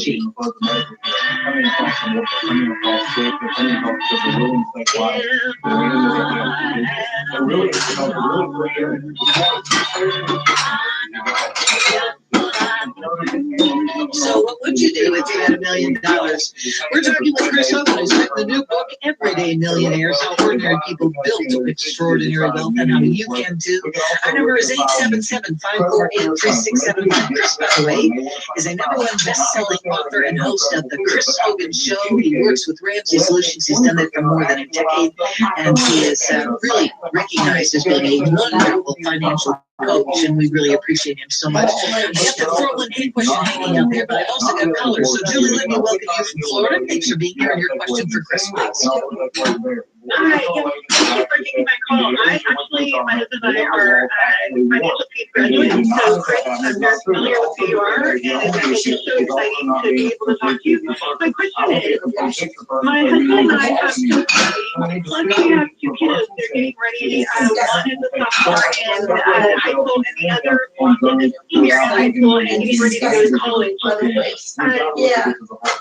I guess I want to know, I have this abundance of savings, and I need to be making my money work. Are there short-term things that I can be doing to continue to make that money work? Well, I'm waiting for that first potential college loan to come in if he does get the scholarship where it's Okay, well, listen, Julie, number one, thank you so much for going through Financial Peace University. That's our 9-week course that helps guide people with money.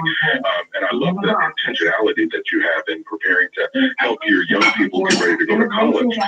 But, you said a key word there, scholarships and grants. And you guys are looking at this and thinking about it. If the scholarship doesn't come through, I would say this, in a longer-term plan, looking at this and really start to think about, okay, where are they looking to go to school? What's the cost? And what are other options for them pursuing higher education? And I say that because oftentimes going to community college is a great way to knock out prerequisites. And there's a difference between a class costing $200 versus costing $2,000. Now, younger people going to community college can knock out those prerequisites and then transfer the credits for your institution and graduate in 2 years. So I would say, look at it, let's get an overall long term. But the best place to park that savings right now would be in a money market account. It keeps it liquid, and it's going to give you a better rate of return than a regular savings account. Julie, thank you. I appreciate you being with us. 877-548-3675. And speaking of college, Ben, that speaks to where you are in life. Welcome and thanks for being here. Thank you very much for having me. I'm actually a community college person student right now, and I'm about to transfer out to a 4-year university. I'm just curious how I should be able to manage my debt while still having some financial stability as I take on new student loans. Okay, Ben. Well, thank you. You are a testament to what I was just talking about going to community college as you're about to transfer to go to a 4-year institution. Again, scholarships and grants. Really looking at this and talking about it. And your part-time job should be applying for scholarships right now. You said, how do you manage this new debt that's coming in student loans? I would encourage you to avoid those student loans right now. Or if you've already signed on the dotted line for the semester, get intentional. Look at work-study programs. Talk to the different departments there that make it available for you to be able to work either on campus and go to school or be able to work at night and pay for school as you go. One of the stories I talk about in the book is Pam. She's one of the everyday millionaires, and it took her 11 years to graduate from college. You know why it took her so long? She only went when she could afford to pay cash for it because she wanted to avoid that death. And so 7 out of 10 of these millionaires took out a dime in student loans. So it's really important for us to change our view and our perspective so we can have a better future. Oh, excellent. Ben, I hope that's an encouragement to you, and thanks so much for your exemplary choice there. 877-548-3675. You talk about the connection between being a millionaire and education, and I'll get to that in a minute, Chris, but I got the singing participle when accessible for a whole lot of people within the sound of our voices. Can this be a tool that we can use to move forward in terms of expanding wealth? Janet, one of the most eye-opening things that I learned throughout the study of over 10,000 millionaires is 79% of them pointed to one thing that caused them to be able to get to the $1 million threshold. And that one thing that they detailed was employer-sponsored retirement plans. So they were talking about 401ks, 403bs, IRAs, and Roth IRAs as the number one tool that they use. So this is something that I really want people to understand, really plug in, and once they get themselves out of debt, 3 to 6 months emergency fund, and they start investing 15% toward retirement, that 401k or that 403b is a tool you definitely want to plug in on and start using as soon as possible. Excellent. Thank you for that. All right, another myth that you addressed, and then I will, friends, I promise, go back to the phones in a minute. The linkage here, a lot of people think that, well, you got to go to an Ivy League school. That's going to be your jumpstart to become a millionaire. Is there, in fact, a connection, a linkage between the degree, type, kind, amount of education you have and your potential for wealth? Janet, that's another big myth that I'm so glad you brought up and we can bust, because a lot of people are taking on unnecessary amounts, massive amounts of student loan debt, thinking that going to a certain school is going to pave the way. Now listen, I am a fan of higher education. I have a few degrees myself, but I want people to understand there's a way to do it and there's a way to avoid. 62% of the millionaires that we talk to in our state went to public university. 62%. 8% of them went to community college to get their higher education, and 9% of them didn't go to college at all.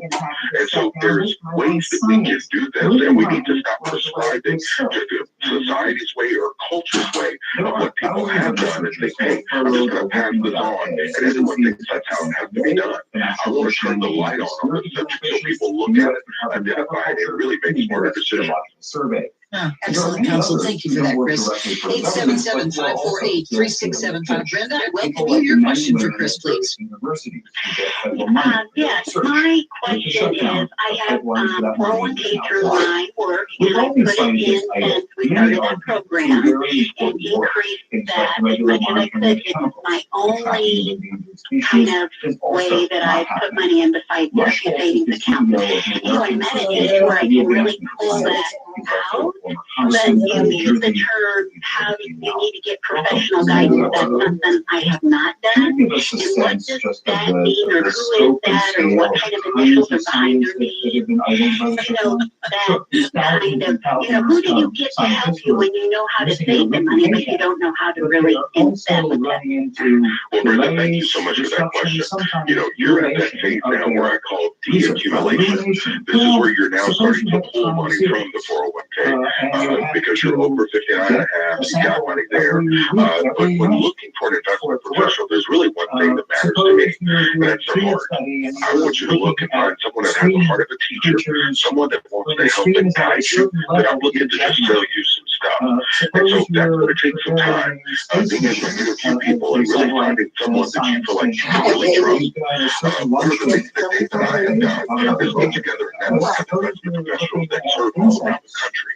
So one place you could go is to my website, chrishogan360.com, and click on the Dream Team button. That Dream Team button will give you access to finding a professional that you can trust, because these are people that are committed to helping people invest and handle money the way Dave and I have been teaching. So again, Smart Investor Pro is the first place to start. You may have someone in your community, someone else that you want to talk to as well, but the professional guidance is huge. 68% of these millionaires utilize an investment professional in the process. So it's really good to get that second-hand kind of opinion, that guidance, so you can feel confident in your decisions. Excellent. Boy, and by the way, you're in North Shore Traffic. You said, what's that website? Don't worry about it. That's why we put all this stuff on our website as well. in the market with janetparshall.org. Click the box that says program details and audio, and there's a link to Chris's website. So that Dream Team Council that he just gave you, which is brilliant, by the way, it's right there on the link through his website, which we put up for you. 877-548-3675. Let me, before we go back to the line, thanks again, Chris. Just understood this idea of the student loan. It's so interesting. More and more wonderful, godly financial advisors that I trust and press into and rely on are talking about one of the biggest damages to somebody's credit going forward into their future financially is amassing student loan. You touched on this before, and I found it interesting that the overwhelming majority of interviews that you did with millionaires were people who did not take out student loan. It isn't, how do I eradicate it? It's don't get it in the first place. Well, and that's the best way to avoid any kind of thing that can be dangerous for you, right? Is to avoid it completely. But the beauty of it is that, 94% of these millionaires learned about money from their parents. And so they have an opportunity to learn about and understand how money works and some things to do and some things to avoid. So this really goes back to having those conversations with young people, helping them to understand what to avoid, even though it might seem easy to sign on that dotted line. Taking on $50,000 in debt really can look like 12 to 15 years of bondage later. So it's really important to see it and understand and know there are multiple ways that you can pursue this. Let's do the thing that you can look back on in a few years and be glad you made that decision as opposed to regretting something that you don't want in your life. Oh, I tell you what, that excellent counsel that you just heard gets repeated again and again and again in Chris Logan's brand new book, Everyday Millionaires, How Ordinary People Build Extraordinary Wealth, and How You Can Too. Again, here's the premise of the book. They did this survey of 10,000 millionaires in America. Didn't know we had that many. We got a whole lot of millionaires in this country, and you waylay some of the misconceptions of how somebody becomes a millionaire. You glean from their best practices, you start practicing them in your own life, and then you move toward that goal of having real financial security. The book is chock full of myths that are real. Well, they're not real. Myths that are not real, and then real direction that millionaires have taken. Excellent book. Back after this. Children's Hospital is among the first in the country to take pediatric patients and families on a virtual reality tour of their own brain. Are medical benefits for the pastor taxable income to him? It's an important question for your church.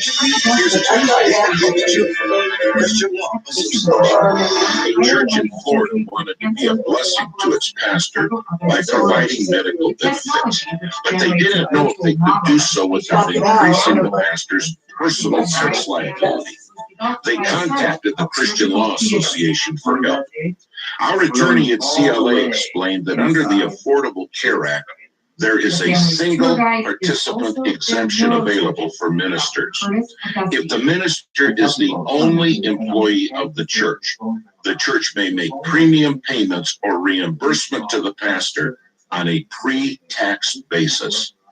Does your ministry offer health insurance for its employees? We'd be happy to help answer your questions. Contact us at the Christian Law Association if we can help you. Get the legal support you need for the issue that you're facing. The Christian Law Association stands by to assist you with free legal support. Visit christianlaw.org. Again, christianlaw.org. Or call us directly at 888-252-1969.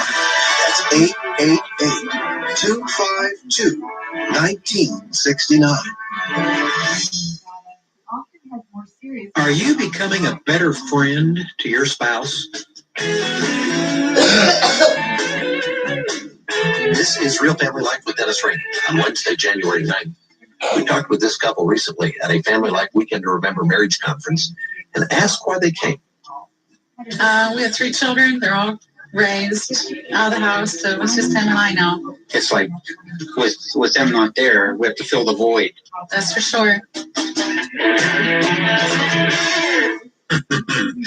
I'm glad that couple had attended a Weekend to Remember Marriage conference.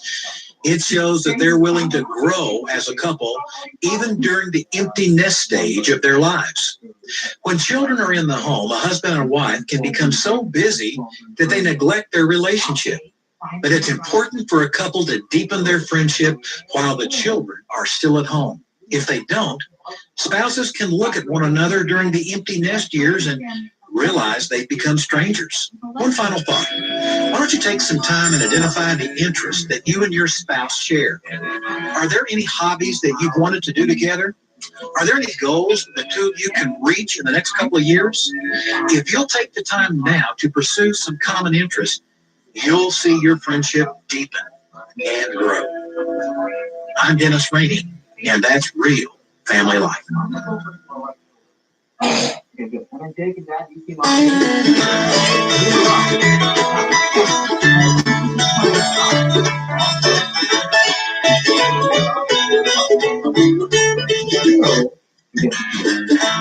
If I had $1 million,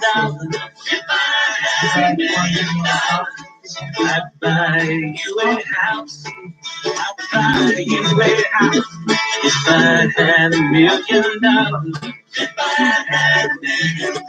I'd buy you furniture for your house. $1 million, I'd also get home insurance, and I'd make sure that I paid my heating bill, and the list goes on. Everyday Millionaires. It's a brand new book by Chris Hogan, who's the host of The Chris Hogan Show.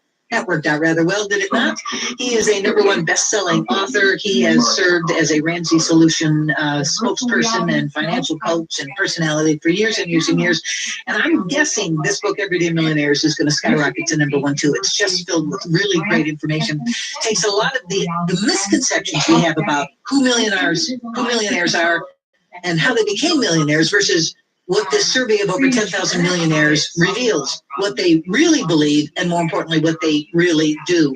877-548-3675. I know I got a lot of questions online, but I got to ask you this. First of all, I thought it was interesting, Chris, that millionaires don't, contrary to popular conception here, they don't retire once they hit that $1 million mark. You say only 38% of them really do. And this one is interesting because it's such a reflection of the culture.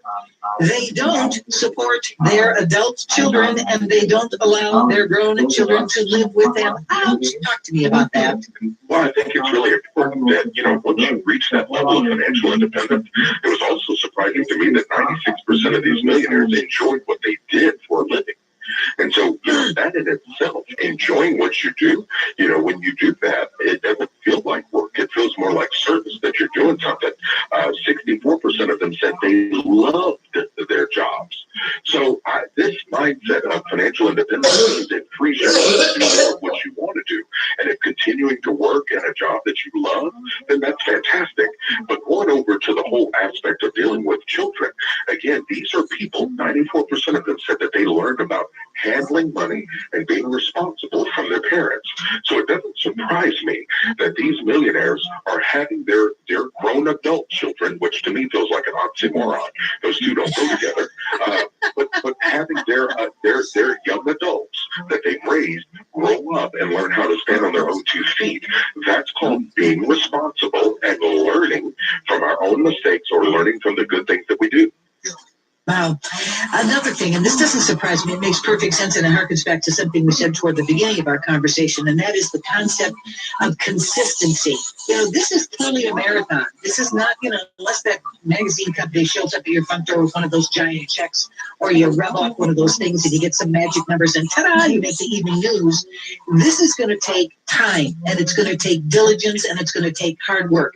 I bet when you talk to these 10,000 millionaires, that over and over and over again, that theme had to crop up. It really did. I mean, to the point, we asked them a question and walked through it. 97% of them feel that they control their own destiny. 97%. And when you talk about 10,000 people, 97% is all of them. And so that means that these are people that, again, they're not looking to blame anybody.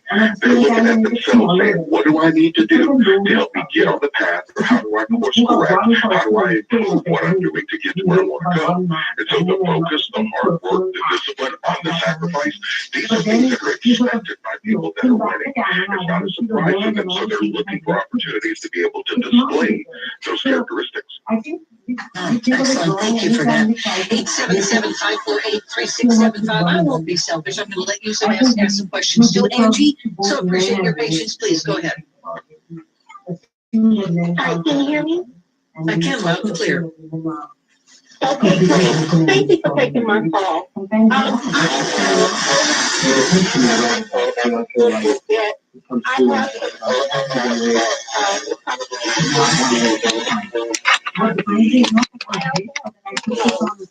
my age is exactly. I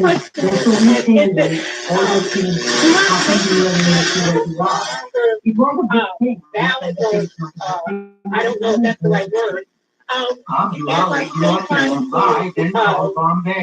Get paid for retirement. That's kind of what I'm at. Okay, well, Angie, you know, as you're dealing with that, that's one of those things that can really cause frustration, right? Because it steals from your income now, but it also takes away from your opportunity to be able to invest and grow it. What I would do is this. I think you need to get a copy of your credit reports. There's a tri-merge report that's called that gives you a copy of all three of them. That's from Experian, TransUnion, as well as Equifax. To be able to pull those reports and find out exactly what those debts are, if there's no balance. Now, you mentioned these are older debts, so they may be what's called charged off, which means the company isn't trying to collect on them anymore. They may have sold the debts off to a collection company. So that means you could be getting some phone calls. So I would get a copy of that report and really look at it and understand what it is you're dealing with. But please don't forget to go back to the basics. The importance of being able to budget, because the budget is the roadmap to your whole financial future. And we've got an incredible budgeting tool available called Every Dollar. You can go to everydollar.com to learn more about it. It's a free tool that'll help you with your budgeting. So get a copy of your credit report, get focused on a budget, and then let's get intentional with calling to verify if these debts are still owed. If they're charged off, then the company has written them off. And so what you can do is, again, move forward from where you are. If they're calling you, now you're going to have to deal with it and talk to them and begin to work out some kind of payment plan that allows you to still take care of your today needs while you're cleaning up yesterday's mess. Chris, this has gone far too quickly. I have so many questions to ask you. Let me talk about the concept of intentionality. You tell this fabulous story about why you didn't get a tattoo when your college team won a championship. I thought that was brilliant, but boy, I thought it was stunning because it really tells me that where there is no vision, the people perish. You were forward thinking with your goals, and all of your decisions came into alignment with what that goal was. How does that factor into our planning our finances? Well, I think it's really about being intentional. You know, I'm so fortunate, Janet, to have incredible people around me that really poured into me and helped guide me. And I'm talking about from teachers to coaches, even my family. And so when you set a goal that matters to you, you see it, you know it. And even though you may have to walk through some tough spots, even though you may have to deal with some frustrations and irritation, it doesn't change that goal. So I want people to dream big and work hard. Oh, Chris, this hour just flew. You got to go meet some people, shake some hands, and sign some books. I thank you for the gift of 1 hour of your time. I want to be able to say I talked to Chris before it made #1, but it is absolutely going to be a #1 bestseller. Everyday Millionaires, How Ordinary People Build Extraordinary Wealth, and How You Can Too. I want you to be encouraged, all right? Don't think you can, think you can. Now figure out how to do it. Check out more at Chris's website. I've got a place online at FinTheMarket with JanetMarshall.org. See you next time, friends. Be rich. I think they deserve to be listened to and to be believed and to not have the Ron was fighting a secret monster, addiction. But one day, listening to Moody Radio's Equipped with Chris Brooks, Ron heard a message that pierced his heart to the core. Today, he's a different person. No matter what our obstacle, we can find strength, hope, and help in God's Word. The truth you hear, day in and day out on Moody Radio. Your gift now will help someone in need. Here's how to call 1-800-NEED-MOODY or visit moodyradio.org. Do you think that if you're in your 20s struggling with getting on your feet, or you're simply trying to figure out this adult thing, Moody Publishers has a book that can help. It's called 101 Questions You Need to Ask in Your 20s. Maybe you're a parent looking for an inspiring Christmas gift. This book will be well received and a great motivator for your 20s. Check out moodypublishers.com and search for 101 questions you need to ask in your 20s. That's moodypublishers.com. With SRN News, I'm Keith Peters in Washington. The latest meeting between President Trump and the Democratic leaders ended abruptly, with both sides blaming each other for the continued shutdown. After only a few minutes, President Trump walked out of a White House meeting with congressional leaders when Speaker Nancy Pelosi refused to consider wall funding if the government was reopened. Senate Minority Leader Chuck Schumer. He just walked out and said we have nothing to discuss. But Vice President Pence pinned the blame on Democrats. We heard once again that Democratic leaders are unwilling to even negotiate. On Twitter, the president said he left the meeting because it was a total waste of time. Ray Clugston, the White House. Correspondent Matt Small reports Deputy Attorney General Rod Rosenstein is expected to soon step down. He's anticipated to lead DOJ, where he's been overseeing the day-to-day operations of Special Counsel Robert Mueller's investigation into Russia's 2016 election. Barr's Attorney General was confirmed probably assumed oversight of that. It is unusual for attorneys general and other cabinet secretaries to have their own deputies. Starr served as Attorney General in the early 1990s and is President Trump's pick to do the job again as a confirmation hearing before the Senate Judiciary Committee next week. It could be in place at the Justice Department as soon as February. On a trip to Iraq today, Secretary of State Mike Pompeo says the U.S. will not leave Kurdish allies vulnerable to hostile action by Turkey. These are the folks that have fought with us, and it's important that we do everything we can to ensure that those folks that fought with us are protected. And everyone has made commitments. He understands that. I think he uses the language he talks about. He has no beef with the Kurds. But we want to make sure that that's the case. On Wall Street, that outlined 92 points. The Nasdaq rose 60. The S&P advanced 11. Oil up to 52.36 a barrel. This is SRN. One Southern Baptist leader has concerns about last week's congressional swearing-in ceremony. Senator Sinema, the Democrat of Arizona, identified as the only self-identified secular member of Congress, put her hand upon the U.S. Constitution, avoiding any religious text. Dr. Albert Mohler, president of the Southern Baptist Theological Seminary. How exactly is placing one's hand upon the Constitution, pledging an oath to uphold and defend the Constitution, invoking any higher authority? He made his comments in his daily briefing at albertmohler.com. A Michigan synagogue has been attacked again. Officials with Temple Bethel and Battle Creek say someone spray painted the word liar on the concrete carving of a menorah that adorns a sign on the outside of the building. The police were alerted to the graffiti this past weekend. Carving attracted unwanted attention on November 23rd when someone took a hammer and chiseled to it. This is SRN News. Israel's Iron Dome sports an airborne Hamas bomb disguised to look like a toy. Here's the latest from Jerusalem with the Media Line's Michael Friedson. Hamas officials have apparently decided to return to the toy chest to find another weapon as effective as the terror kites, the children's toys with an incendiary device hanging below that have severely damaged Israeli property during weekly riots along the Israel-Gaza Strip border. In line with the irony of the child's toy proving to be one of the most difficult of weapons to defeat, a model airplane made of styrofoam and lifted by a large bouquet of balloons was used to deliver an explosive payload from Gaza into Israel on Sunday. After it fell to earth, its lethal payload was neutralized by police sappers. Recently, another balloon control device landed near a kindergarten. There were no injuries. I'm Michael Friedson, SRN News, Jerusalem. More details at themedialine.org and srnnews.com. I'm Keith Peters in Washington. Do you know what 365 times 73 equals without a calculator? Neither do I. Could you fix a heat shield on a space shuttle without instruction? Neither can I. There's a lot of stuff that most of us don't know. Sometimes it's because we don't have to know, and sometimes it's because we've just never learned. You can know God. No guesswork. No struggle with answers. Grab a Bible and take the guesswork out of Belief. 100.7 WEEC. We know that there's many choices, but we're glad that you landed here at FM 100.7 WEEC HD1 Springfield and online at WEEC.org. Our good news verse this week comes from Luke chapter 2, verse 40. And the child grew and became strong in spirit, filled with wisdom, and the grace of God was upon him. That's Luke 2:40. Good news. This This week on A New Beginning, we look at two of the most helpful subjects possible: God's plan for the family and the forever home the Lord has prepared for us. Join Pastor Greg Laurie for some of his most requested messages. Good inspiration coming this week on A New Beginning with Pastor Greg Laurie.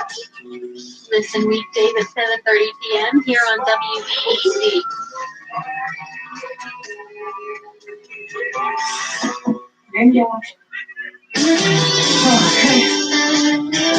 Let me tell you how you can sort out your friends. You want to know the ones that are casual, the ones that are just companions, the ones that are committed? All you have to do is go through a crisis in your life. That's all you have to do. Join Dr. David Jeremiah for his series, Powerful Principles from Proverbs, next time on Turning Point. Tonight at 8 on WBEC. It's fine. It's life.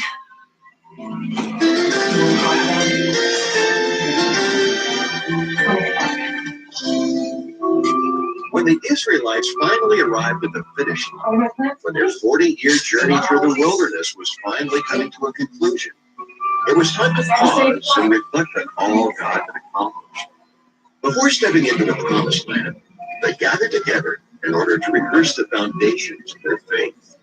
Today on Insight for Living, Chuck Swindoll leads us through a similar exercise. Just before the completion of a brand new worship center, Chuck helped the congregation at Stonebriar Community Church identify the focus of their attention and their affection. We'll begin by reading the passage together.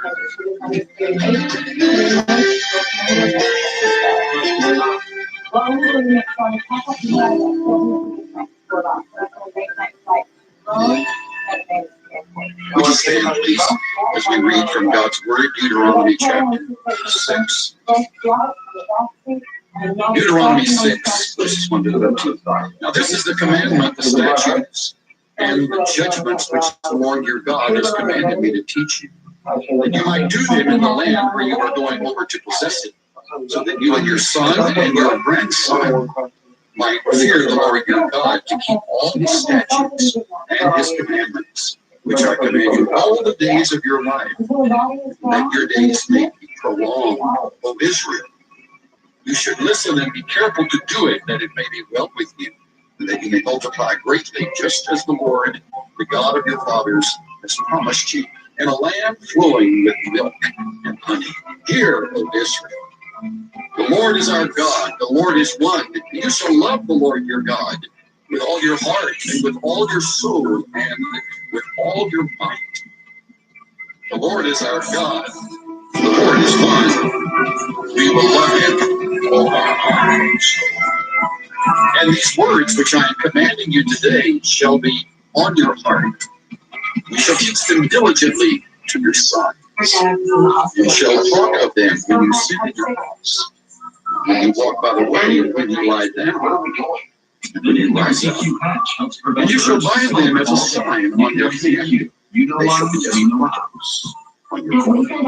You shall write them on the doorposts of your house and on your gates. Then it shall come about when the Lord your God brings you into the land which he swore to your fathers, Abraham, Isaac, and Jacob, to give you great and splendid cities which you did not build, and houses full of all good things which you did not fill, and hewn cisterns which you did not dig, vineyards and olive trees which you did not plant, and you shall eat and be satisfied. Then watch yourself, lest you forget the Lord who brought you from the land of Egypt, out of the house of slavery. You shall fear only the Lord your God, and you shall worship him and swear by his name.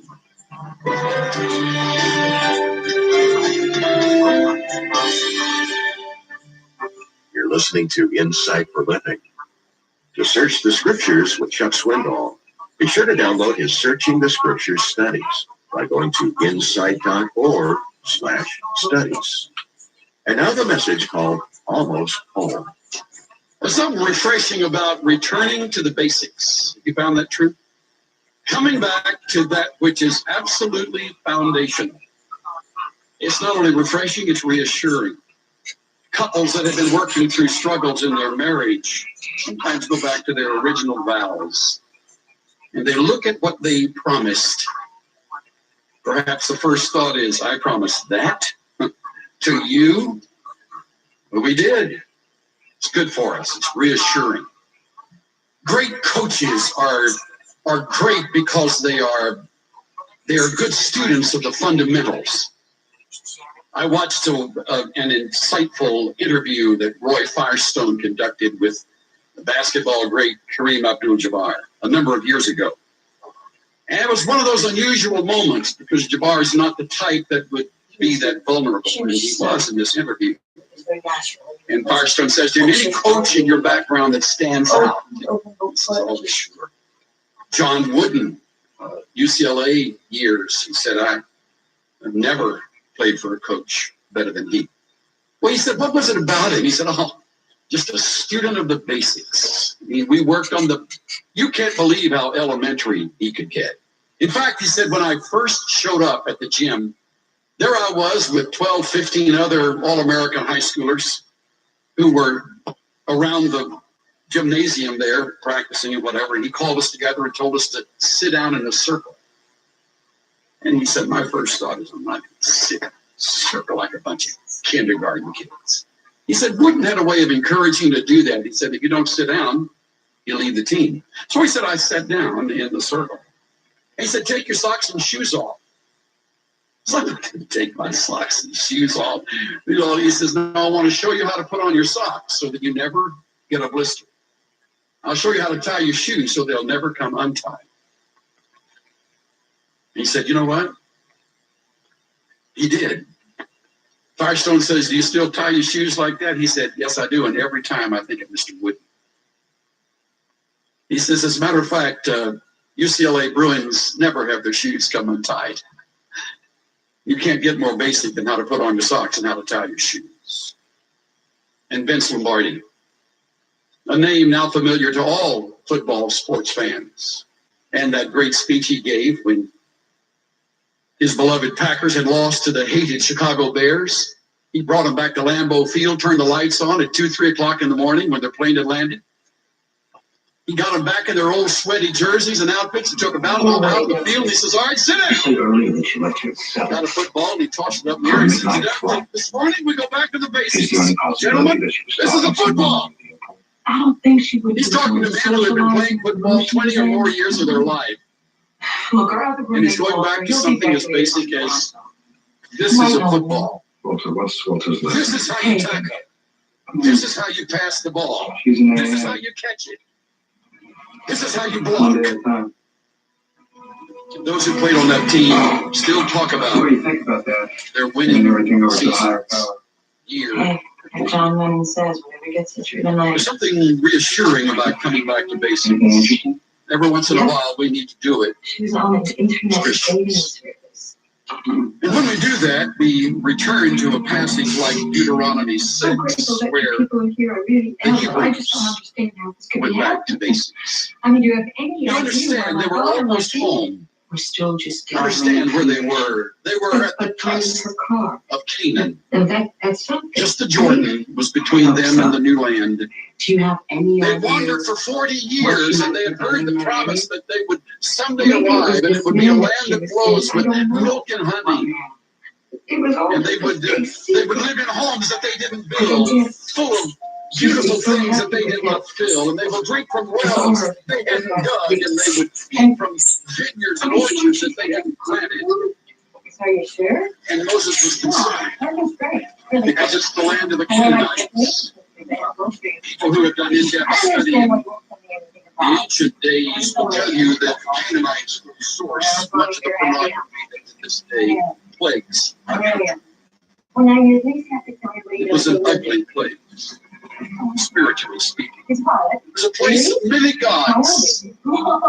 And here these Israelites were leaving the protected culture of a cloud by day and a fire by night. And the leader who spoke for God and the tablets that represented God's standard and the simple life of living in the wilderness, and they were going to move into the complicated world of battle and driving out the Canaanites and the Jebusites and the Amorites and the Perizzites and all the other idolaters. They would see the graffiti and they would witness the idols. And their eyes would see what they had never seen before, as would their children. And Moses stops before he dies. He delivers a series of sermons. Deuteronomos. Deutero means second, or a repeating of. Nomos is from the word that means law. A repeating of the law. A reiterating of the basics, if you will. And in this great book of Deuteronomy, from start to very near the end, the last part is Moses' death. But all the way through, you were taken back to the things that God considered absolutely essential. Maybe she likes getting email. And he's saying to the Hebrews, pay attention. This is how you put on your socks and tie your shoes, spiritually speaking. This is what the game, what the life is all about. In fact, the Hebrew people would say to us today, even today, that Deuteronomy 6 is their most basic confession of faith. There is no covenant more familiar to them. And to this day, in the land of Israel, you will see the Shema, taken from the first word of verse 4, translated here. Shema Yisrael Adonai. Snuffer like a triangle on my part. Hear, O Israel, the Lord is our God. Elohim, our God. Adonai Echad. The Lord is one. You seem pretty good. You're moving into a land where the gods are many. They don't know anything about this one God that you believe in. Another era. So now that we're preparing for that, be sure that you remember it and be sure your children understand it. All great sermons have great outlines. People who study this whole subject of homiletics will tell you the importance of having the skeleton around the thought or beneath the thoughts of your message. And Moses has a great skeleton in his thoughts. Verses 1 to 13. Let me give them to you. They're right here in the passage. Verse 4. Hear the truth continually. You shall hear, O Israel. Verse 5. Love the Lord fervently. You shall love the Lord with all your heart, your soul, and with all your might. I don't know. Verse 7, teach the young diligently. You shall teach them diligently to your sons. And finally, fear the Lord greatly. Verse 13, you shall fear only the Lord your God. Or split it out. Hear. Love, teach, fear. He starts very personally within, and as you hear and as you love, and he turns to the expression of it as you teach and as you fear. Let's look at the first one up before. Hear the Lord, or hear the truth continually. Yeah, here's one made out to an unspecified. Knowing they were about to march into a land that had no history of the faith. Knowing that the true God of heaven was an unknown God to these idolatrous Canaanites. It is here that he begins. We got 4 Aaron Morrisons. Hear, O Israel. Hear, all of you who have followed the cloud and the fire. Hear this well. Here we go. She made a call to an A. Morrison. Yahweh is our God. 3 days ago. Yahweh is the one and only God. Don't ever forget that. Don't ever compromise that. That is foundational to our faith. The Elohim of the Genesis 1:1, who created heaven and earth, he is our God. He is first. He is top priority. He is the focus of our worship. He is, in fact, the foundation of our life. Hear it well, Christians living in the 21st century. Hear it, America. Hear it, Canada. Hear it, South America and Asia, the islands of the sea and Europe. who have virtually forgotten your roots, hear it. The Lord is one. The Lord is our God. Drills this home in such a way that they understand Jehovah is unique, unlike any and all the other gods, and he is unity. Co-equal, co-eternal, coexistent. The word used here, one, at the end of verse 4, is echad, E-C-H-A-D. It's the idea of one as in a cluster, or plurality in one. We would say the Father, Son, and Holy Spirit in one. Now that you are almost home, remember to take this Lord your God with you into the new land. And all the other gods go, all the multiple gods of the land that you will conquer, as you set up home and establish your faith right off the bat. Remember, the Lord is your God. It's time to get back to the basics. There will be an invasion, there will be a series of battles, there will be a conquering of the territory, there will be a settling in the new land, and Moses takes advantage of this teachable moment to say, drive those roots down and start here. Can you tell me what that was about? It is as basic as how to put on your shoes and socks. It is as foundational as the basics to the game. The Lord. I'm sorry, I would like to help you more. Now, some of you are tempted, I would imagine, to think, well, of course, Chuck, anything elementary can you get? Well, more than this. Please give me a call. How important is this? It is absolutely. Thank you. You say, well, it's everywhere. We've got this all over America. No, you know better. You know there is an erosion these days in the worship of the living God. Stop that tire! There was a dumbing down. His tire after it flew off his new Jeep. There is in some places an absence Chapman ran of after the basic message of didn't theology. collide into oncoming vehicles.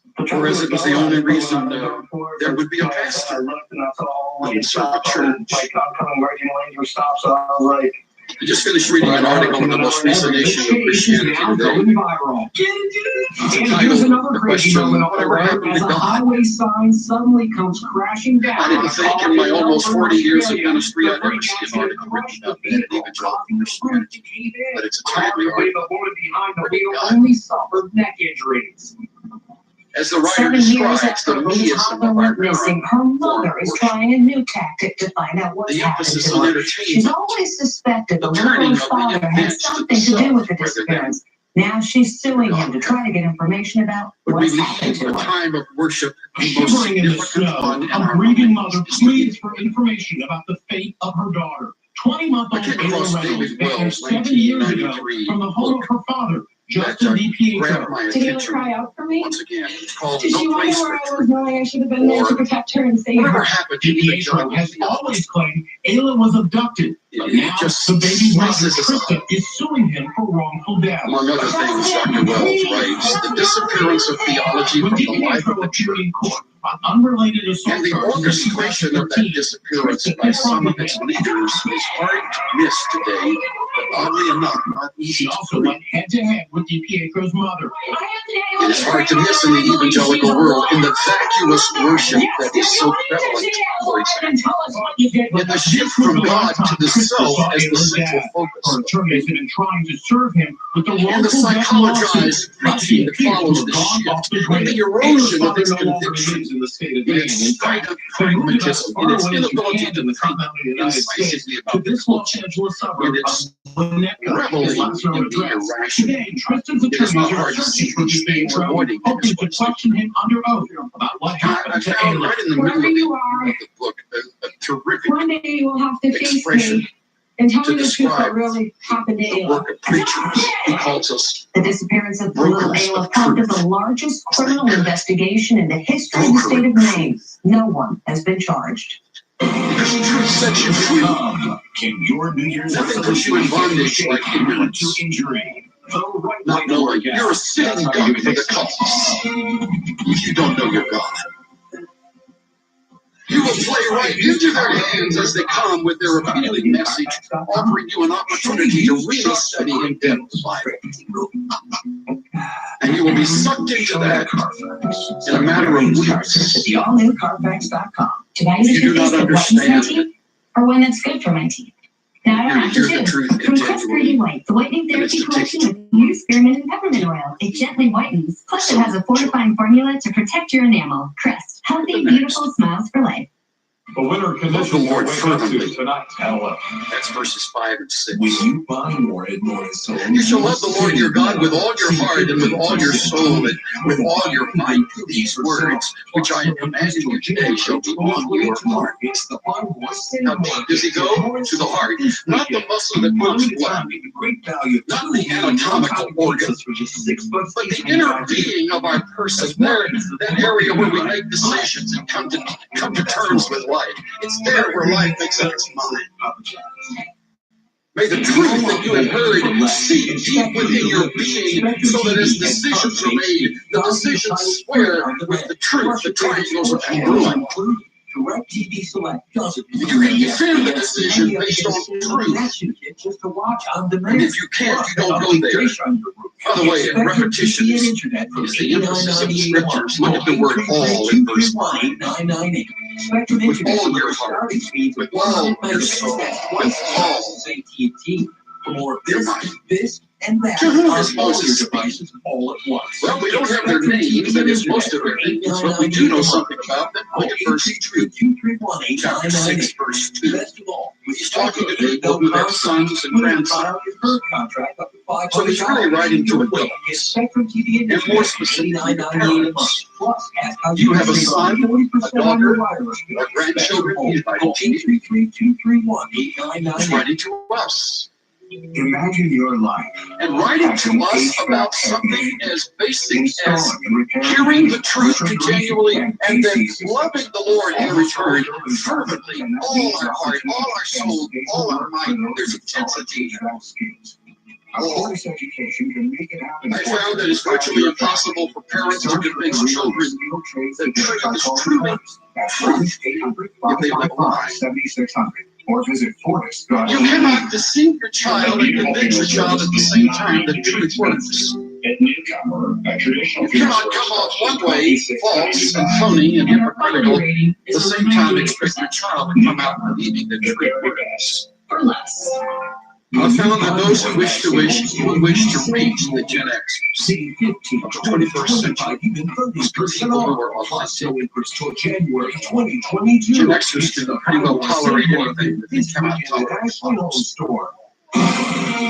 Love the Lord with all Getting fit is one of the most the popular New Year's exhortation to love with all resolutions. your The heart, trick is to do all it your without soul, and all getting your might. It's not a study in psychology. It is rather a gathering of terms to indicate the totality of a person's commitment of self to the purest and honest intentions of trust and obedience. Literally, I have somebody coming into the gym. Children didn't understand this hard time. We met up with the doctor at Olympics Fitness for some important tips. And your He mom says and the dad are lifting going to weights trust you. don't get too ambitious. It's a difficult time, and we don't know exactly how he's going to lead us, but we're going to trust you.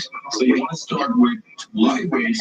Avoid injury by keeping your back flat and weights as close to your There's legs as something wonderful possible. about The this very baby loving sick people start rounding their back. And then your center of gravity gets far away. There you go, perfect.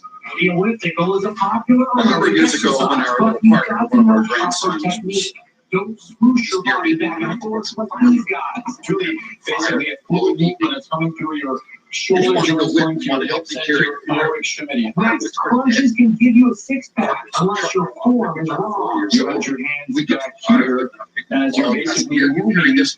You're trying to crunch, you're crunching carry that. Instead, put your hands near your ears. Well, you carry this one too. He says, I'll hold your hand and we'll carry the firewood inside. Using a kettlebell, I'm walking along, trying to juggle with firewood, and I've got a barber's hand. He stops me and he reaches around. I forget to grab the bull box around the Exactly. Perfect. Gets me and said, There you go. Well, we come back a whole new meaning to throwing the bouquet. I said, would you like a new portion? With me, Everything, whatever. going to the bathroom. Let's ask the expert. I just picked him up. I dropped the firewood. I picked him up and I held him close to me. Only Cottonelle has new wavy clean ripple texture for a superior clean. We connected. Feel the new wave of clean. You shall love the Lord your God with all your heart. When cravings hit back. Choose When I write my wife a love note and I say, sweetheart, I love you with all my heart, of my soul and all my might. To most, he's Phil Nicholson. Somehow that note doesn't wind up in the trash. Dad. So when his joint pain Goes to the mirror in the bathroom and then into a treasure box. And what could that pain mean? Joint pain could mean joint damage. Embro helps relieve joint pain, helps stop irreversible joint damage, and helps skin get clearer. Embro may lower your ability to fight infections. Serious, sometimes fatal events, including infections, tuberculosis, lymphoma, other cancers, nervous system and blood disorders, and allergic reactions have occurred. Tell your doctor if in some place Deuteronomy 6, verse 4 says, and you shall love the Lord your God with all your heart, with all your soul, with all your might. There's much more from this passage we need to discover. And we invite you to join us again for Thursday's edition of Insight for Living, when Chuck Swindoll continues. His presentation was originally delivered to the congregation at Stonebriar Community Church in Frisco, Texas, where Chuck serves as senior pastor, and just prior to moving into their brand new church home and worship center. The parallel between the Israelites moving into the Promised Land is notable, and there's certainly application for us all. To listen to this program again, or to follow along using your mobile device, we invite you to download the free mobile app or subscribe to the daily podcast. All the instructions are found at insight.org. And then we're pleased to invite your presence every weekend at the Sunday morning worship service. Chuck's message is streamed online live when you go to insight.org/Sundays. These free resources are made possible in part through the faithful giving of monthly companions. And right now, we're making a concerted effort to add more members to the team. And we'd love to have you partner with us in this capacity. A monthly companion is someone who resonates with our mission to make disciples of Jesus Christ and wants to link arms with us. You set the amount of your monthly gift, and we'll take care of the rest. To become a monthly companion right now, please give us a phone call. 1-800-772-8888. Again, that's 1-800-772-8888. To give a one-time donation, we invite you to write a letter addressed to Insight for Living, Post Office Box 5000, Frisco, Texas, 75034. Again, that's Post Office Box 5000, Frisco, Texas, 75034. Or go online to insight.org/monthly companion.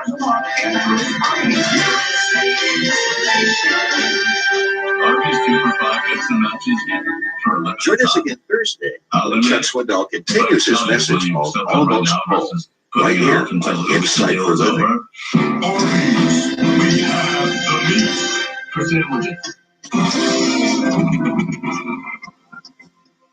Finally today, judging from this video, 2 times 2 is 4. 4 times 4 is 16. There was a moment, a single stark, memorable point in time saved the ride. 16 times 16 is 256. This thought, this moment, this seed of faith and dreams were inspired. The idea seemed too big, too audacious, too beyond improbable. It needed to be. One moment birthed a faith dream. That faith dream inspired action. That action changed radio, a community, a regional culture. There's still one question. Are you ready? Let's multiply. WEC doesn't exist without action. It's time to dream a big dream. With your support, because dreams are coming true. 100.7 WEC. From the National Weather Service, light snow right now. It's 25 degrees and winter has made a strong comeback. Temperatures returning to more January levels, with the wind chill making it feel more like single digits by morning. Lingering flurries this evening, cold and breezy, low around 20 degrees and a high near 29 for tomorrow. We'll get some sunshine with that, but then temperatures will drop into the teens for tomorrow night. 100.7 WEC, reminding you that God loves you. So stay amazing. A New Beginning has been underwritten by Yo Superior Company in Springfield. They manufacture compression, extension, and torsion springs, as well as wire forms and stampings. More information can be found at yosuperior.com or 937-323-7591. That's 937-323-7591. Go Superior for springs and wire forms. Available at 937-323-7591 or GoSuperior.com. Even when raised in godly homes, sometimes kids rebel. This doesn't mean you failed as a parent. Today, Pastor Greg Laurie has reassurance for parents of kids who've wandered away. If you are a failure as a parent because your children have gone prodigal, then God the Father is a failure as a heavenly Father. Because does not God have a lot of prodigals? Listen to this. Your children can escape your presence, but they can never escape your prayers. Keep praying for them.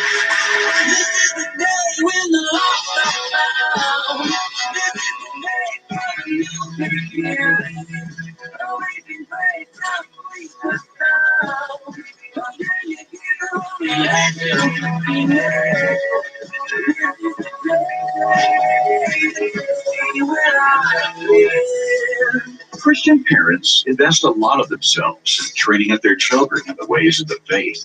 It's their most important job, and they take it very seriously. But when a child exercises his own free will and declares his independence, it can leave mom and dad heartsick. Well, today on A New Beginning, Pastor Greg Laurie offers reassurance from one of the most requested messages of the past year.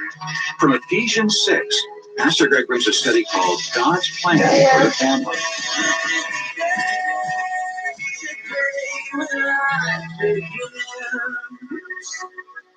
Here in Ephesians 6, verse 1, we read these words, "Children, obey your parents in the Lord, for this is right. Honor your father and mother, which is the first commandment with promise, that it may be well with you, and you may live long on the earth." Honor your father and your mother. Now, I know moms and dads are not always honorable. So we need God's help to be moms and dads. And just as we need help with our marriages, we need God's help as parents. It's hard to be a parent today. This is why we read in the Gospels that the mothers brought their children to Jesus. And if you're a smart mom, you'll keep bringing your child to Jesus. Look at verse 4. You fathers, don't provoke your children to wrath. Bring them up in the training and admonition of the Lord. Bring them up. This can also be translated nourish and feed. Another translation says let them be kindly cherished. It says bring them up. It does not say knock them down. Nor does it say them to the I know that. Oh my God, I know that. Proverbs 29:15 says a child left to himself brings shame to his mother. It's your job, mom and dad. Your job to train your children, to bring them up in the way of the Lord. And I'll tell you why to bring them up, because their sinful nature brings them down. I don't think I have to tell you that your child is a sinner, just like you're a sinner. David said, in sin did my mother conceive me. I never had to teach my boys how to sin. What is Yom Kippur? Now, what we need to do is help our children come to Jesus and develop their own relationship with God. Listen to this. Nothing can really happen through us until it has first happened to us. And Paul writes in Philippians 4:9, the things that you've learned and received and heard and seen in me, practice these things. Listen, some things are taught and some things are taught. And what your children need to see is your faith in action. So live a godly life. Best thing you can do for your kids, man, love your wife. Best thing you can do for your kids, mom, love your husband. Show them what love looks like. Show them what a good marriage looks like. A group hug. And then as we teach our children, it's a daily thing, it's a lifestyle. Moses gave some great insights into this in Deuteronomy 6, verses 4-7. He says, these words I'm commanding you today will be in your heart. Teach them diligently to your sons and your daughters. Talk to them when you sit down in your house, when you walk together, when you lie down, when you rise. I love that. Moses is saying, man, just do it all the time. Do it when they get up in the morning. Do it before they go to bed at night. Do it when you're just out and about. I find some of the greatest spiritual moments with my children have been when we're just out doing things. And you'll look for a teaching moment. You know, sometimes Christian parents want to have their children live in a bubble. We're not going to allow any godless influences into our home. We won't even have a television set. We'll have nothing, no media, no internet, just nothing. They'll just sit in the house and I'll read Bible verses to them all day long. Yeah, that's not going to work real well. Because here's what's going to happen. Your sweet little children are going to see TV at a friend's house or walking down the aisle in a mall. So look, prepare them to live in the real world. So one thing I often do with my kids, I do with my grandkids too, is, they want to watch a cartoon, I'll watch it with them. I kind of like cartoons. I was going to be a cartoonist before I became a pastor. So I've always liked cartoons, but I've also noticed there's a lot of subliminal and sometimes not so subliminal messages in those cartoons. And certainly in those little sitcoms and those preteen sitcoms, that you see a lot of now, there's messages, they're conveying messages. So I'll watch it with the kids, and afterwards I'll ask them questions, and I'll try to help them interpret it. See, what I'm trying to help them develop is a biblical worldview for themselves and see things as God wants them to see them. That's a constant process. Pastor Greg Laurie will have the second half of today's study in just a moment. People often tune in this daily study looking for hope and healing, and Pastor Greg makes sure they find it in the timeless message of God's Word. Listen to this. Dear Pastor Greg, your message of forgiveness saved my marriage during a very difficult time 5 years ago, after learning of the betrayal of infidelity. Yes, it's possible to forgive, and I was only able to get through it by listening to you every day. I never stopped believing that Christ would save our marriage despite my broken heart. And he did heal me and my husband. So thank you for your message of hope and healing. God bless you. How have these daily studies ministered to you and your family? Would you let us know? Tell us your story by calling 1-866-871-1144. That's a special number, 1-866-871-1144. Who was in China? Well, Pastor Greg continues now with his message, God's plan for the family. It's one of our top 10 most requested studies of the past year. Available at harvest.org. Sometimes children go astray. Yes, sometimes they go astray, and then we feel that we have somehow failed. I did a little. My own sons both had prodigal times in their life, but we never gave up on them. And both of them came back to Christ. So here's just some closing thoughts now. What's all that about? Number one, even when raised in godly homes, sometimes kids rebel. Even when raised in godly homes, it doesn't mean you failed as a parent. Here's a perfect example. Jesus told the story we call the parable of the prodigal son. The Bible doesn't call it that, but we call it that. So you know the story. Jesus said there was a dad who had two sons. And the youngest son came to his father. I'll loosely paraphrase now if you don't mind. Dad, I'm sick of living in this house with you. I'm sick of your rules. I want to go out and live my own life, and I want my inheritance. I don't want to wait till you die. You're living too long. So just give me my inheritance now so I can go have some fun. Amazingly, the father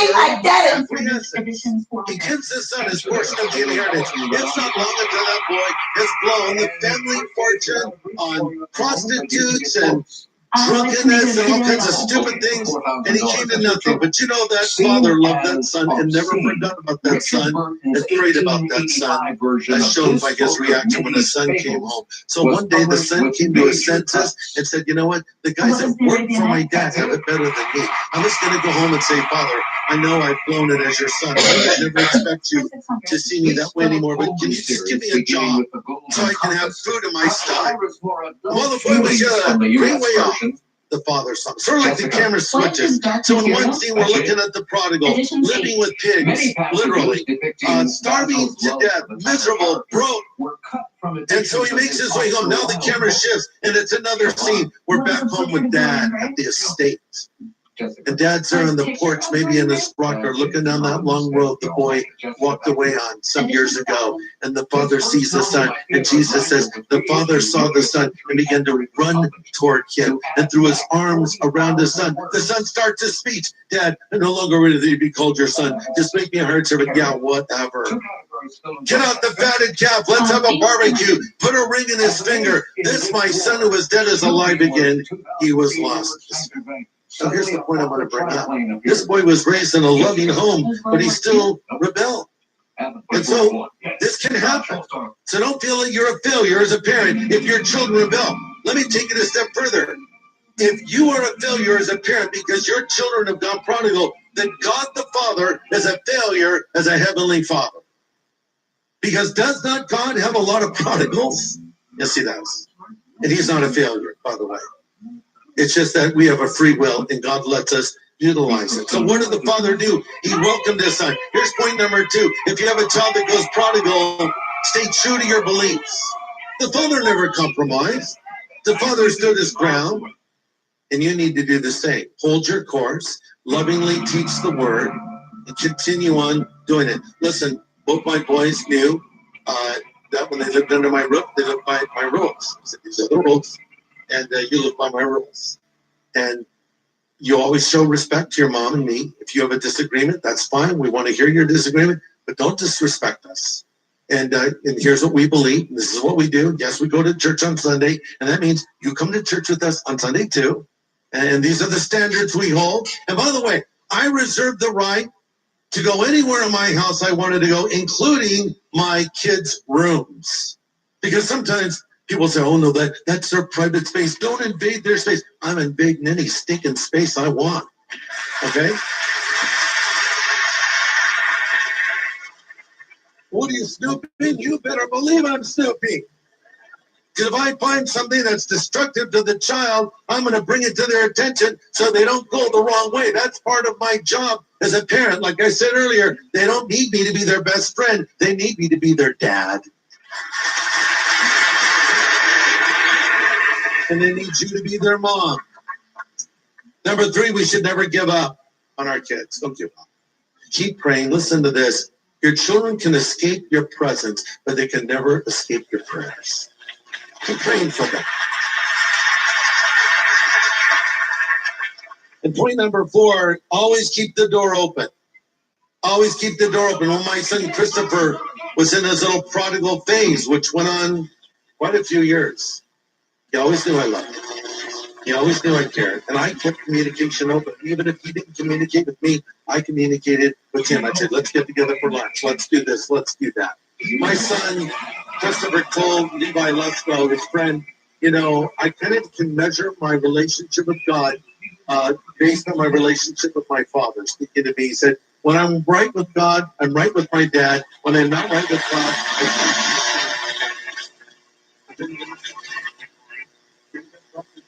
Christ. It was knowing that my father loved me unconditionally, and I could always go home. And he did.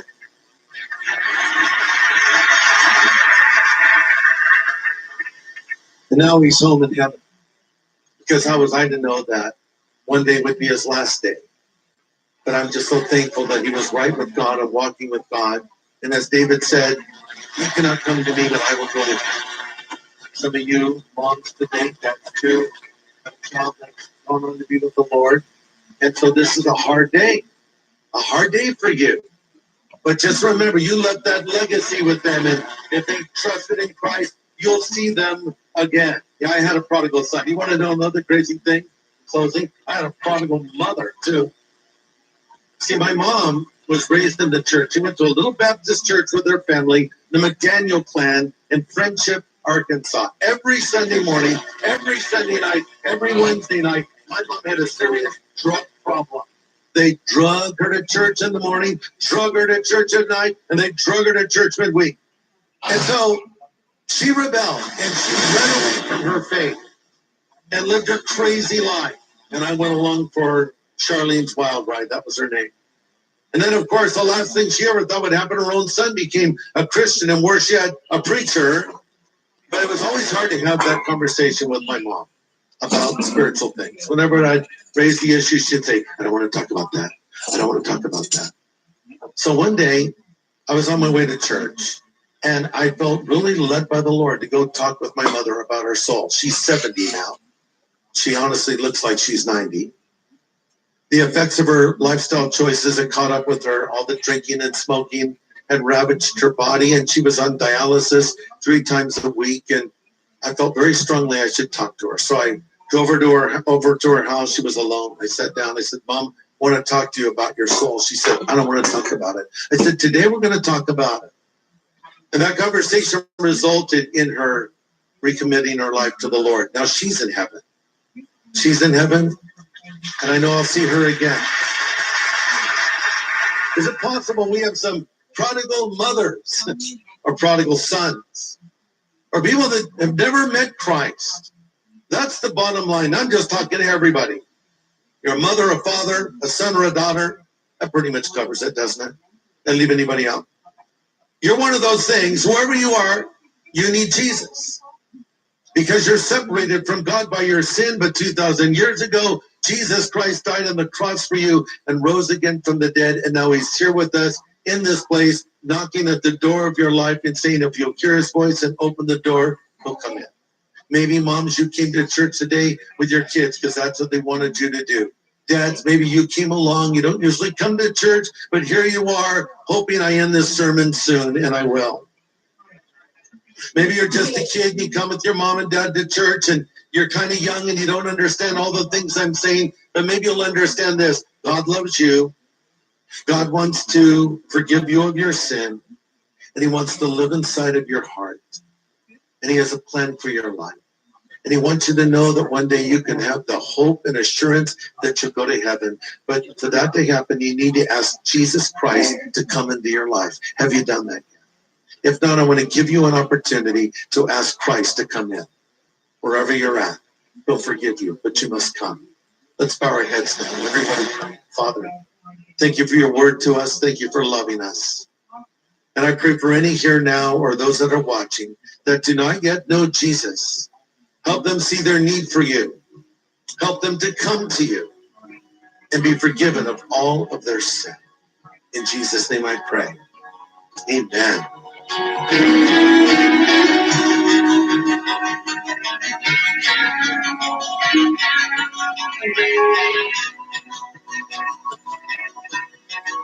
Pastor Greg Laurie with an important prayer about coming to the Lord to find forgiveness of sins. And if you'd like to do that today, Pastor Greg will help you in just a moment, so please stay tuned. But if you missed any part of today's edition of A New Beginning, the first part of the presentation featured last time, why not get in touch for a permanent copy of the full message? It's a study called God's Plan for the Family, and it was one of the most requested messages of the past year. You can download an MP3 by going to harvest.org or call us for a CD at 1-800-821-3300.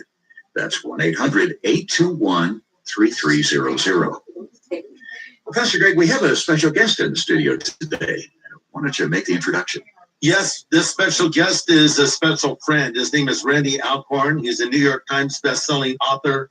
He's written over 50 books. And, you know, he's just, to me, like the go-to guy when you want to talk about, well, an eternal perspective. In fact, he has a ministry called Eternal Perspective Ministries. And what I love about Randy is whatever he's talking about, he always takes us back to that heavenly view of things. You know, another interesting thing about Randy is he's a lover of fiction. He's a lover of art. He's a artistic kind of a guy who also happens to be a theologian. So he takes the truth of God's word and brings us to it in an accessible way, in an understandable way, in a friendly way.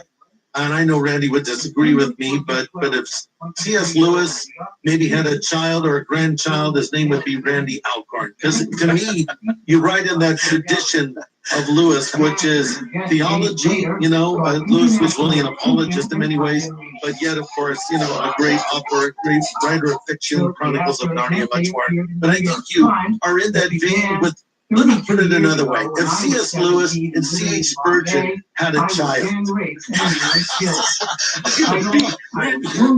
My honor wasn't. The writer was Sohaila Abdullah. We owe it to our kids to not have this be a taboo subject, also to teach them respect for boys and girls. I think all boys down the basic respect of you. We don't think that you can go around the world just marauding and hurting people. And this is one of the ways it happens. And this is a really damaging way because we all get so weird about it. Now she's what we talk about when we talk about rape that explores the subject from many angles, not so much giving answers as raising questions. What is it that we get wrong in our thinking about rape? We make it bigger than it should be, and at the same time we make it smaller than it should be. it's such a loaded subject. If you think of one person, say in a bedroom, being raped by one man, a woman, a man, it's a very personal act, that moment. But then you sort of, pull back the cameras and you see the world and all the things that have led to this. It's much bigger. So I think we think of it wrong anytime we try to make it too much with one lens in a way. I think we do disservice to both men and women the way we think about it. We assume that men themselves, and we also assume that women are completely broken and destroyed, which sometimes they are, but often they're not. There's a tension you write about throughout your life that comes through in the book about having been raped, but not wanting it to define you. What defines me is not that I was raped, but that I took this on as a subject. I'm 55. I look back and there's so many things, and all those things happen to you and they make you what you are. It was a big thing. I'm not trying to say it's not a big thing, but it wasn't the big thing. Abdul Ali grew up in Mumbai, then called Bombay. 2 years after being attacked by armed men while out for a walk with a male friend, she boldly wrote about it in an Indian magazine, using her own name and photograph, becoming a rare public voice for a crime usually kept silent. She's been back and forth between the US and India since the 1970s. She worked in a rape crisis center as a journalist, became a writer, author of 2 novels, married, and has raised a daughter who's now herself 17. In the novel, she has chapters such as Who Am I to Talk? Totally Different, Exactly the Same, and Teflon Man. She offers personal stories of other rape victims about their experiences and how they coped, and explores key, often complex issues such as the meaning of consent. I believe firmly that consent is important and crucial, and that it's important to talk about things like affirmative consent. But I also think that no matter how many rules and guidelines we set down, until there's that basic thing of somebody caring how you feel, until you have 2 people together and each of them cares whether the other wants it or notices if the other's having a good time, no amount of words will help. We need the words. We need to train guys that you should care whether the woman's into it. And we need to train ourselves that it matters what we want. Because words are great, but I think there's more going on with consent.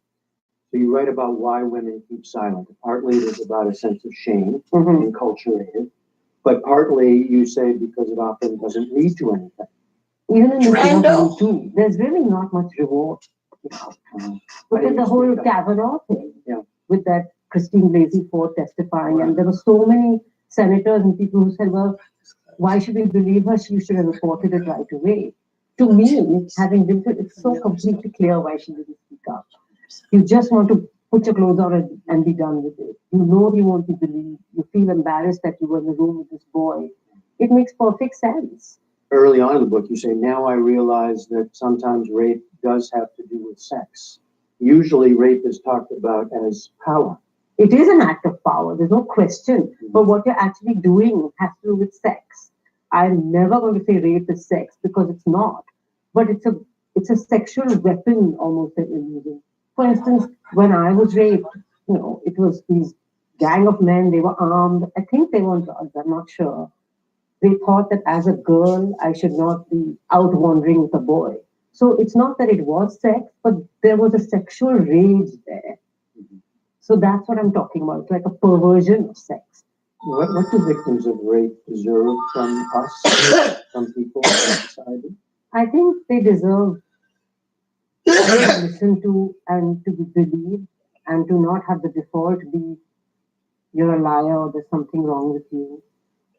Deserve to be seen as people who are still the same people they were before they were raped and not broken beings.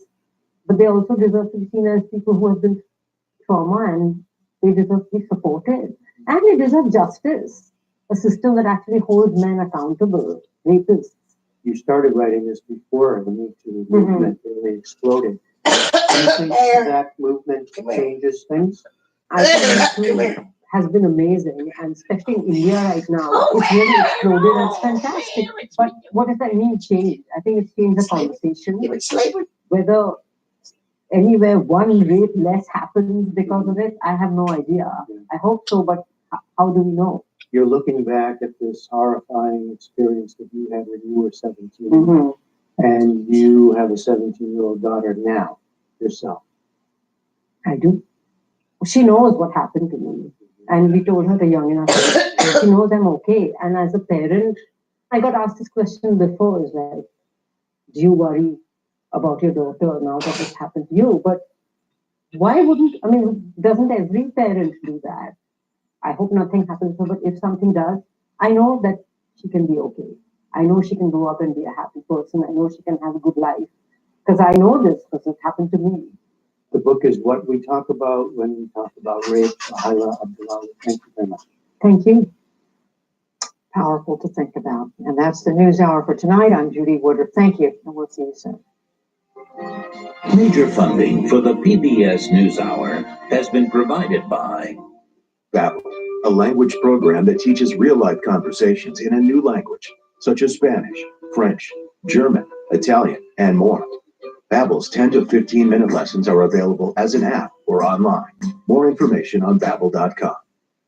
Consumer Cellular, BNSF Railway, American Cruise Line, and with the support of these institutions.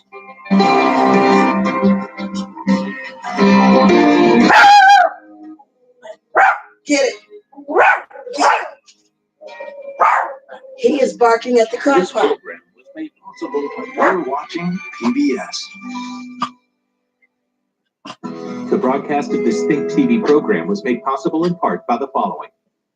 The broadcast of this Think TV program is made possible in part by Window World of Dayton, providing professionally installed energy-efficient windows and doors that carry the Good Housekeeping seal of approval. Window World of Dayton. Details at windowworlddayton.com. Your Majesty, your sister is here. Theodora. There is no power greater than that of the people. I want guards round the palace. Everyone. Majesty is to rule this country.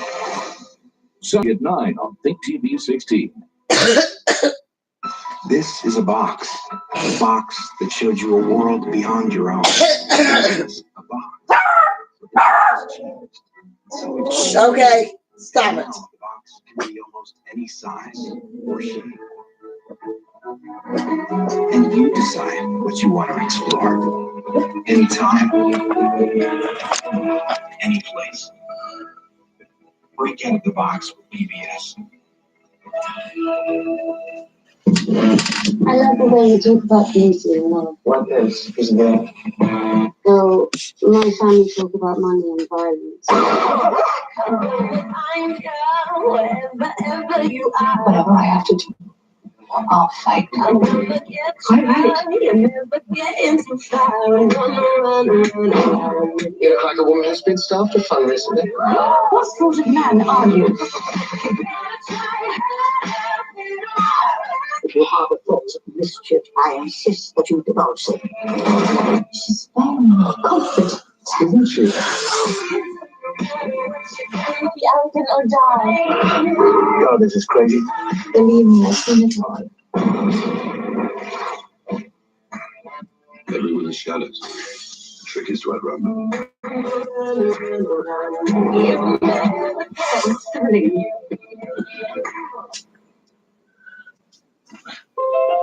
Think TV is a great asset to our community. I teach at Wright State, and as a teacher, I use Think TV to look for lesson plans, to help me help my students. My husband and I are not wealthy people, but we know that everyone can support PBS. Public TV is a resource we can't do without. Think TV equips us to live informed lives, make informed decisions. I'm Stephanie Dickey, and that's why I support Think TV. You're watching Think TV on air and online.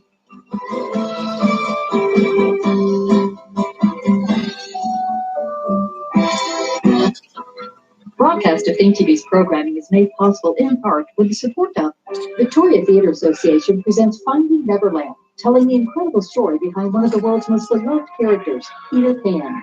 Finding Neverland, live on stage January 15th through the 20th. Details at victoriatheater.com.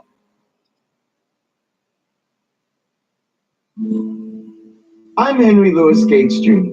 Welcome to Finding Your Roots. In this episode, we'll meet comedian Andy Samberg and author George R.R. Martin, two men whose lives have been marked by deep family mysteries. Do you think she kept that secret to herself her whole life? I don't know. I know that people were pretty good at keeping secrets in those days. Even if we found out something horrific, it would still be exciting to just know. To answer their questions, we've used every tool available. Just help stitch together the past from the paper trail their ancestors left behind. What are the odds of that? While DNA experts utilize the latest advances in genetic analysis to reveal secrets buried deep in the past. Okay, that's shocking. And we've compiled it all into a book of life. It's uprooted my world here. Doesn't make any sense here. Yes. So I have to send it from mystery. A record. All of our discoveries. You know what that means? That you found my mother's earth family. Andy and George grew up in families where secrets and social conventions obscured their ancestry behind thick veils. In this episode, we're going to lift those veils. That's pretty amazing. Reconstructing their family trees and showing them for the first time where their roots actually run.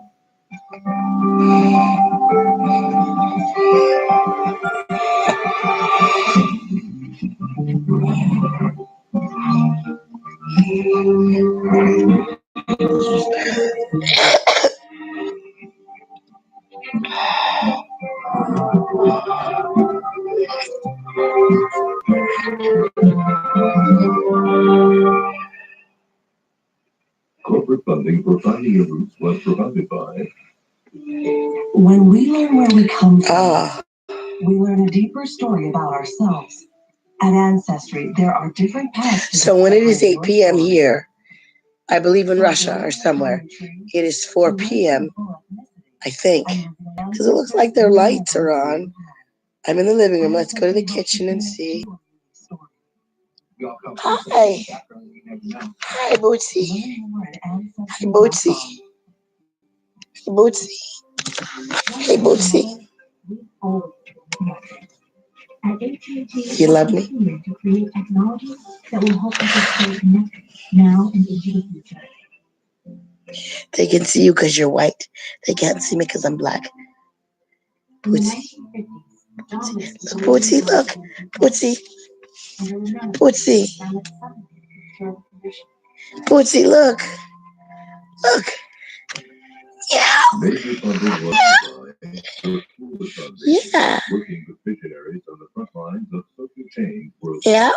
By Candace King Weir, the Lloyd Carnegie Foundation, the Robert Wood Johnson Foundation, by the Corporation for Public. I love these. Got these like 100 years ago.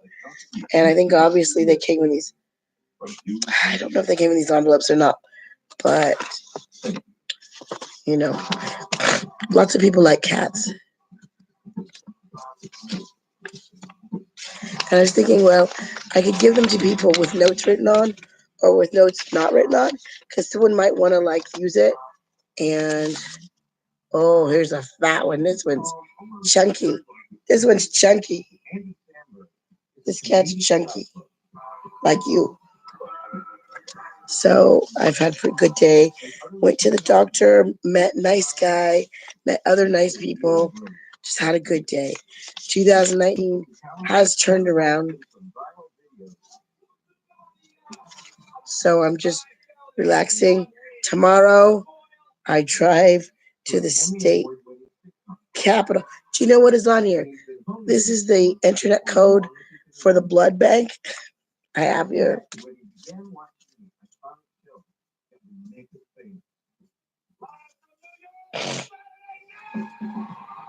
So I'm just relaxing. I have my food cooking. I think I know that I really overflowed it. And I hope it's not like flowing all over the table. which it probably is, I need to probably like take off the reserve and save it. Never throw it away. Never throw away any soup broth. Whatever it is, always save it. What I understood instinctively was that it was bananas. That it was these adults putting a lot of energy and time into a dumb idea. Okay, somebody naked in the kitchen. Let me go see what they're doing. Ooh, screen print. Actually, her body from behind, she's got a nice butt, you know. Hey! Stop it. I think that's Annabelle, because it says Annabelle and Heather. There's 14 cameras. Bear!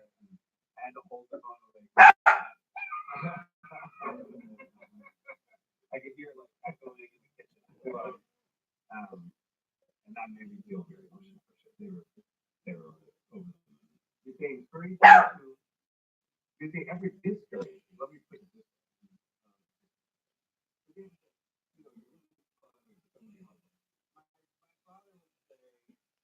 Oh, okay. Well, they got clothes on. Although her underwear up her butt. And that's Masha. It looks like there's a hairless cat on some guy's back, and he's got yellow briefs on. Someone has something in the washer. I assume it is a washer because they don't have dryers there. I know that. And because I see the clothes dryer. It looks like, well, there's a button flashing on their washer. So they need to take care of that. Screen print this too, because it's cute.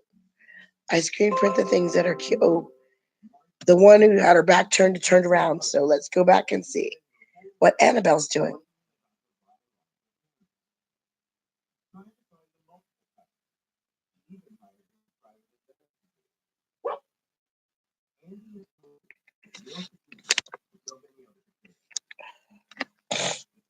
Oh, she's gone. I didn't really like her setup. She's got her chairs are very old. They're very old and torn, but whatever. I don't know. I don't like the color. They're seafoam green. She's got tiny little Christmas. Ooh, there she is again. In socks and no clothes. Cooking.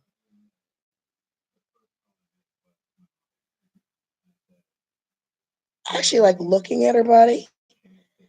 She's got like a little bit of like fat. Well, like her body fat content isn't so small.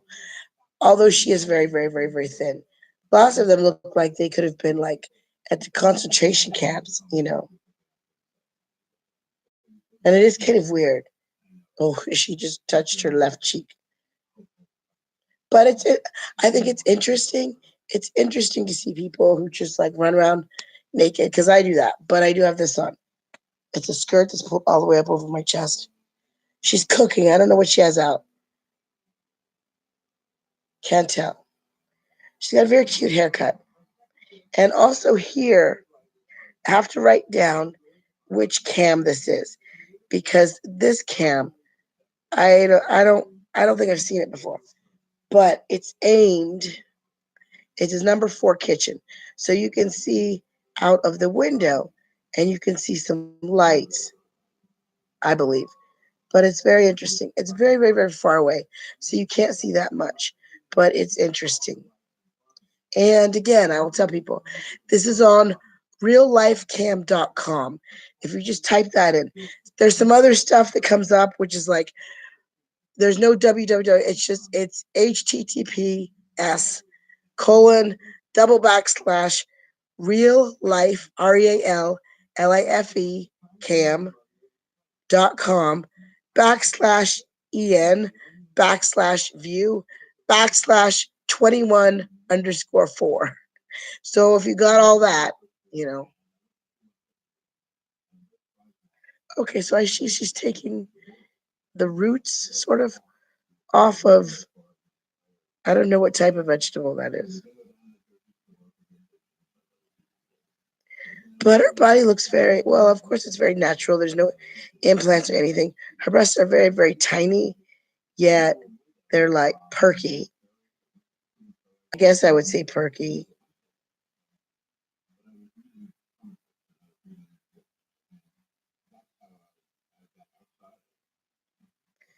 Oh, and there's a huge thing of whey. I can see, like, it's like this big and in huge letters, WHEY. I'm putting off checking my food because I know it's probably like erupted all over and gone all over the table. Then I should probably put the crock pot in another pot or on a cookie sheet so that it doesn't go all over, but you know me. Now she's putting some hot water in a mug. That reminds me, I've got a mug. I got a mug today that says, I don't need Google because my mother knows everything. Now that's Tic-Tac talking, that I know everything. Okay, there's a guy down. It looks like he's not wearing pants. He probably is though, but in a t-shirt, but I'll go see. I'll be back, Annabelle. And it takes a minute to switch from camera to camera.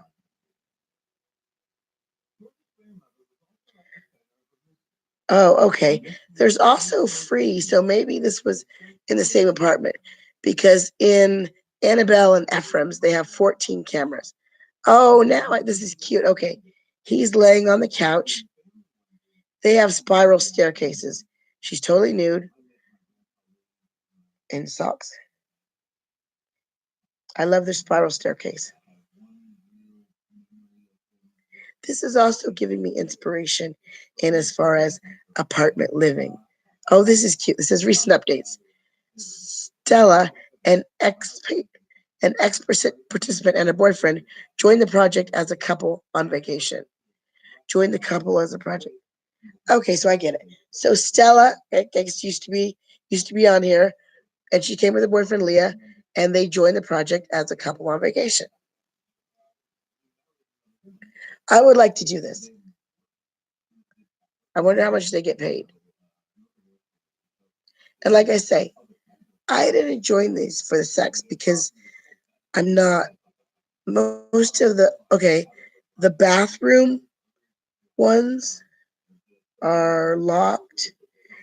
It looks like there's Vaseline over the thing so that you can't see detail, but you can still tell that, oh, okay, there's somebody in bed fucking, or oh, there's somebody in the bathroom. I think this is that same girl because she's her hairstyle is the same. But I like, and I think it's very smart the way that they do it. And as far as having it so you can see, but not really see. So I can see in one square, there's like 3 people in bed. Looks like 2 guys and a girl. And yeah, I think it would be interesting to see. Maybe one day I'll pay for like a 1-month membership to see. And also my thing is, I can't stand how like manufactured porn is and just how they expect people to like believe. Oh my gosh. It's really. That's the crock pot. I will check it. Okay. All righty. Okay. Okay. What is it? What is it? Okay.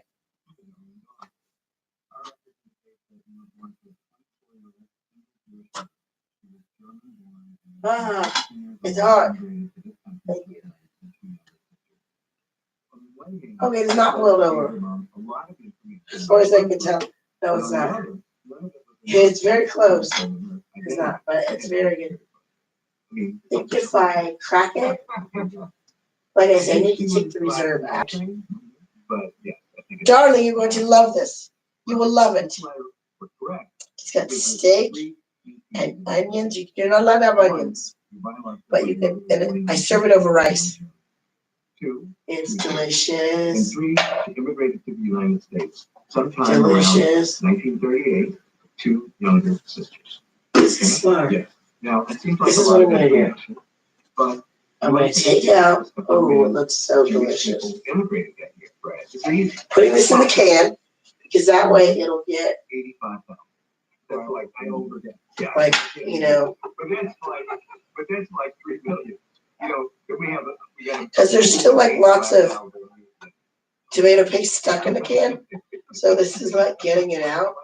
But still, even with that letter, it was like looking for a needle in a haystack. Yes, it's a lot. The We have onions. never been able to identify Marjorie's mother from this letter alone. Fortunately, there was another piece of evidence. In 2015, Marjorie attempted yet again to learn her parents' identity. She reached out to the agency that held her adoption records and received a second. Delicious. And I need to add Worcester sauce and maple syrup.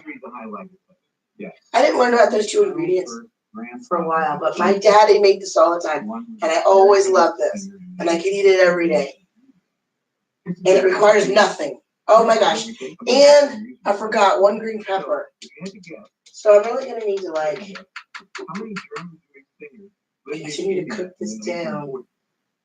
For drama's sake, I'm gonna guess 1. I mean, that's Mark Corbin. Well, we had no clue. So we reached out to an expert on India's Jewish history. You don't think about India as having Jews, right? Right. But they did, yeah. And this expert steered us toward something very interesting. Would you please turn the page? The thing to be careful about is because you know you put the meat in and the meat is raw, so you really gotta cook it. I put the meat at the bottom, See her picture on the left. Yeah. so I'm not even like seeing the meat yet. And this, I got the wrong spoon because the spoon is very flimsy. The highlighted. So I need to get a better spoon. Advocate of Bob, and it's great. Okay. She was born as the child of a rich and well-known Jewish family in Berlin and was brought up in comfort and luxury, apparently destined to become society. She disappointed her parents by not following their wishes, but by starting a musical career.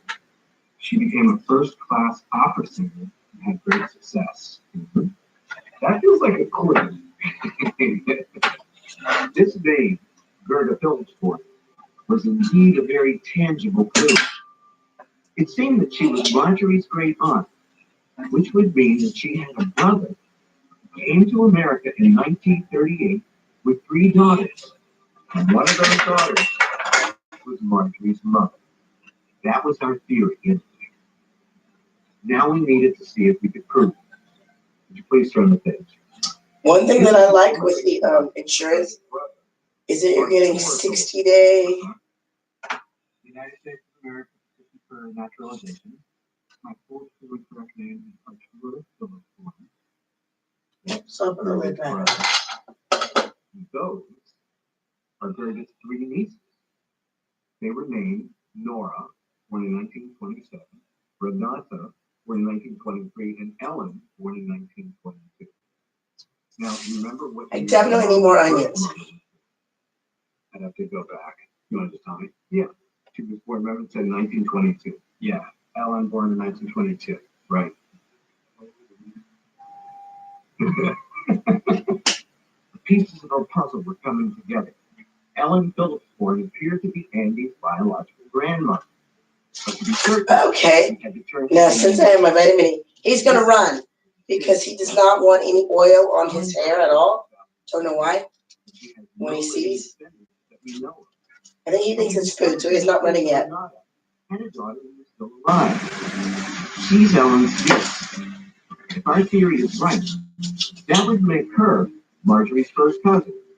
She would share roughly 12% of Marjorie's DNA. Now, we're going to show you a graphic that compares your mother's DNA to that of Renata's daughter. If they're closely related, you're going to see lots of red. Okay. If they're not, then there'll be no red. And then we'll have to do something else. Okay? All right, are you ready? Would you please turn the page? Is that a lot? That's over 12%. That's a lot of it. Yeah. Your mother and Renata's daughter share about 13.5% of their DNA, which puts them solidly in the range of birth. Wow. So you know what that means? That you maybe a family member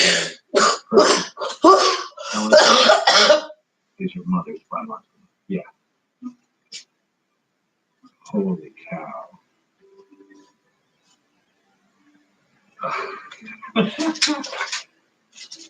Could you please turn the page? Yeah. You're looking at your mother's mother. Wow. That's Ellen Phillips. Wow. Oh gosh. How does it feel finally to know the name of your biological grandmother and see your face? It feels fantastic. It's really cool. Now that we've identified Andy's grandmother, we could research her life. We were able to find photos of Ellen's parents, Andy's great-grandparents, allowing Andy to see their faces for the very first time. We were also able to uncover one of Ellen's passions. It turns out that she was a painter who exhibited her work in art galleries. But in the end, the most surprising thing we learned about Ellen was her profession. For more than 3 decades, she worked as a child psychologist, providing an uncanny parallel to Andy's mother. That is so crazy. That's my mother's entire life. She's just worked with children. That's astonishing. My mom is someone that always everyone described as like a child whisperer. That she just knows how to deal with kids. You know what I also forgot? Brown sugar. Explicitly. I don't know if that's something that you can pass on genetically, but it's certainly a crazy coincidence either way. Wow. Yes. I don't know why that's just incredibly powerful.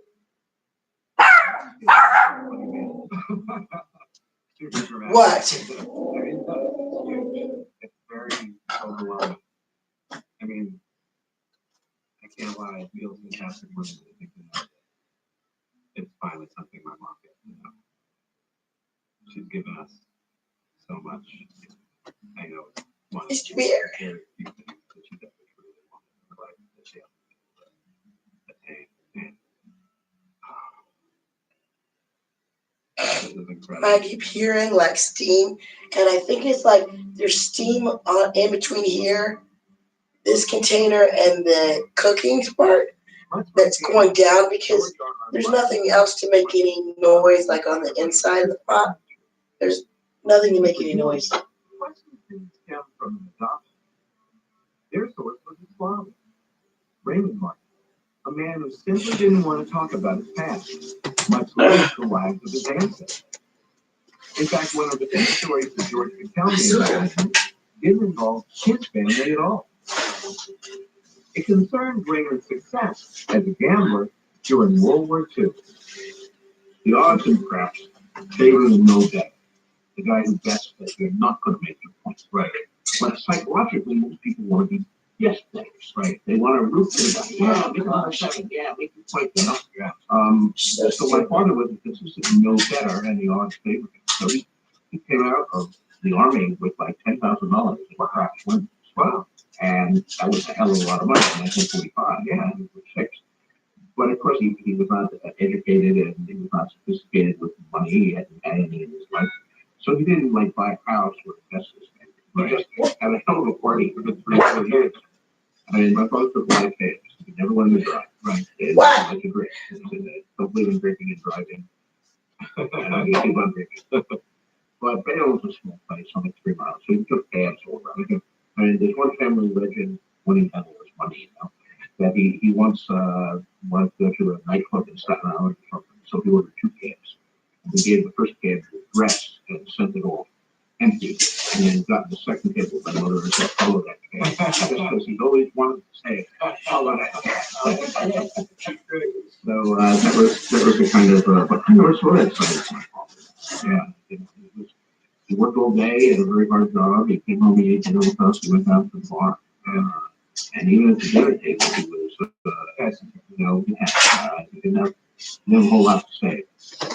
George told me that Raymond was especially reticent about his own father, Louis Bonner, who abandoned his mother Grace when Raymond was a teenager.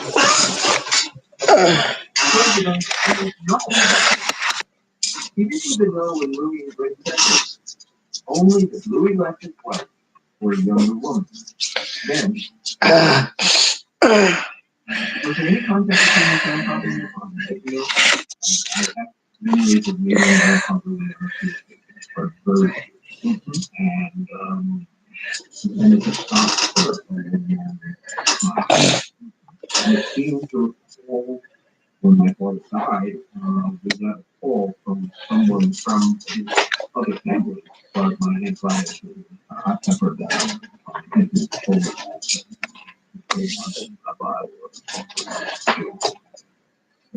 Trying to find out details about Louis, we reached out to the family he started with that younger woman. Her name was Elizabeth Bates. Louis and Elizabeth had at least 6 living grandchildren. We located 2 of them. With their help, we tried to connect George emotionally to the grandmother he never knew. George, can you stop it? Grandmother Grace seemed hesitant to make the connection. Any idea who that is?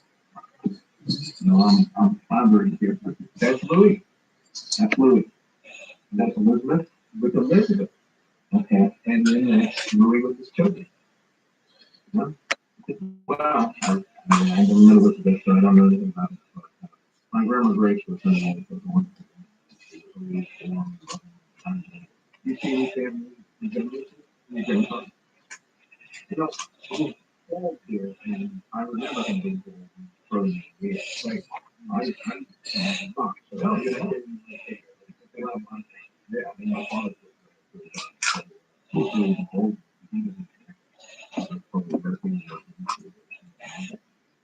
So Louis couldn't go into any public place. She knew about her grandfather. She told us that her mother had been busy with his okay. Did you have any idea? Don't told us that her grandmother had known about his previous marriage. She only knows about them much later. So he did that back from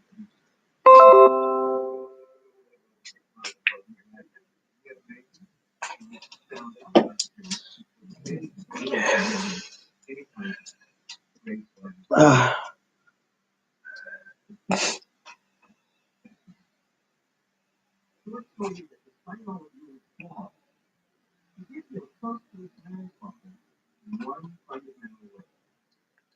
Louis Martin had been born in a weekly market in Italy, and they immigrated to China. Louis founded this ancestry and wanted to know more about it. Just as they were about 10 degrees of Italy, he looked for records of his family. He noticed something odd when Louis was seeing him.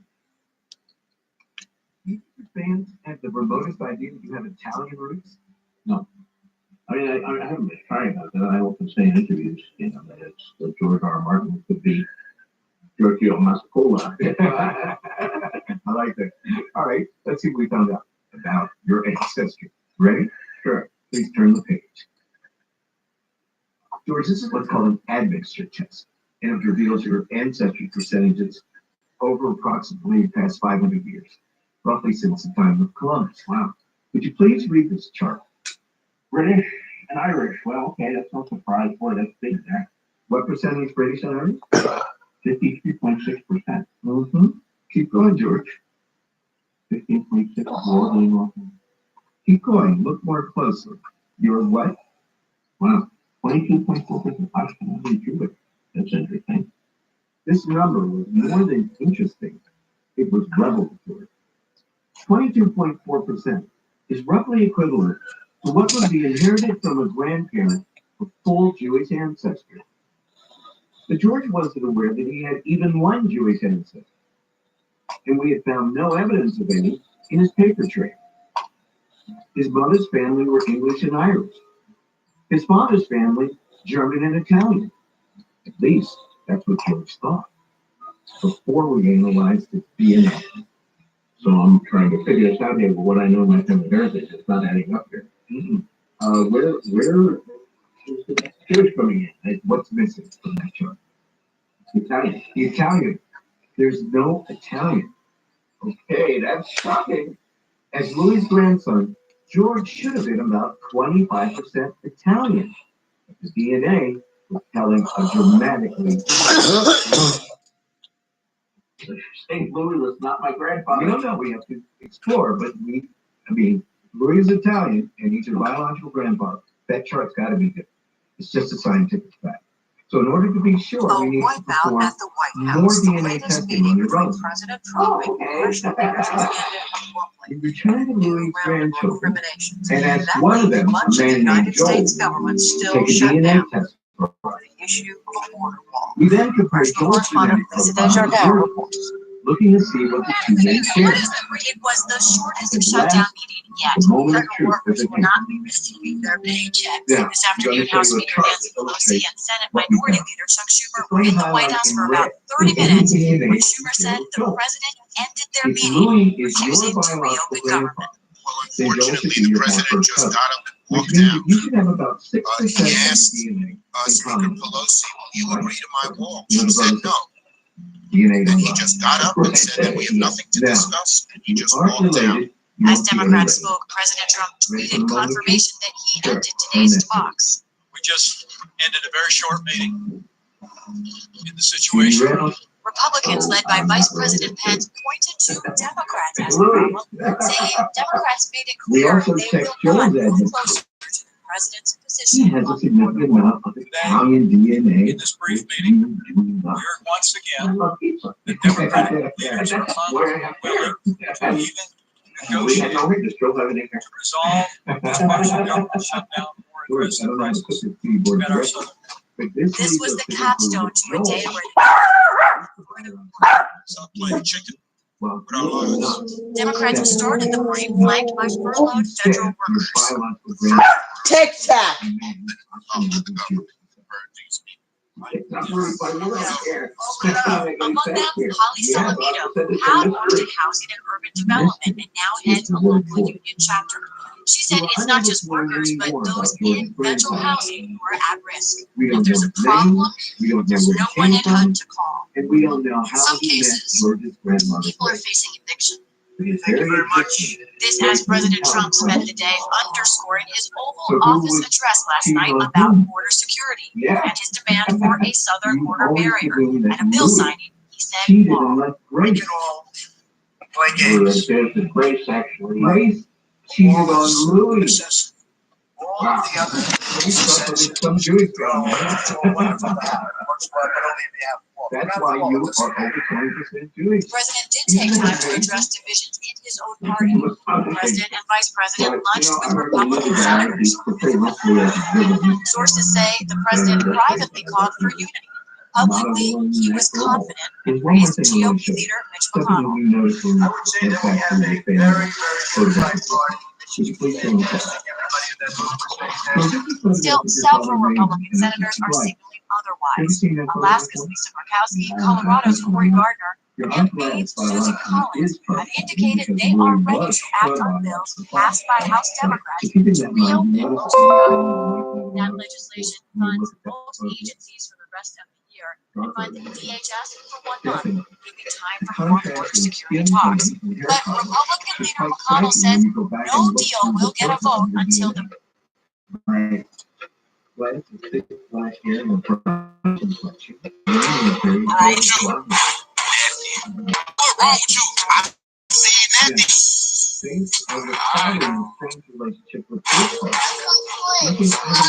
just think it's funny. We've been talking for so long.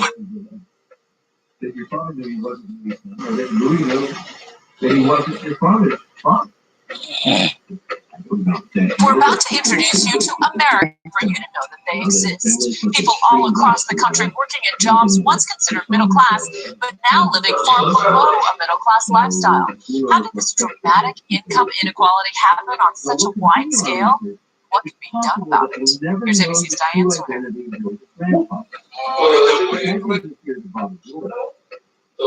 If anything, it seems to pull it closer to the The president and all sides support it. drawing these memories back to the Another side is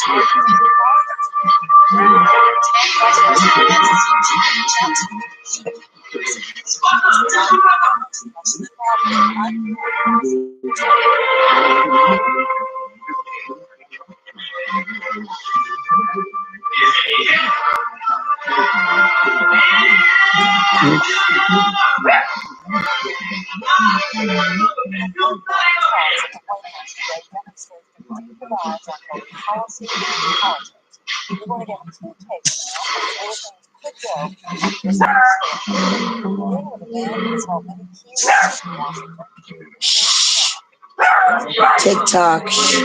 Shh, be quiet. It's all right. Stop it. No, no, no.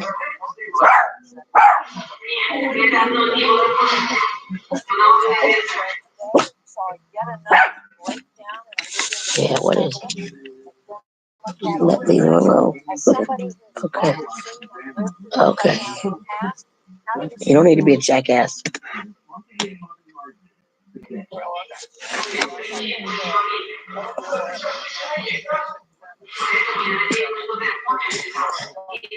You just relax.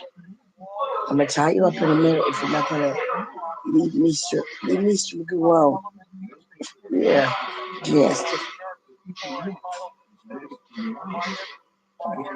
Ew.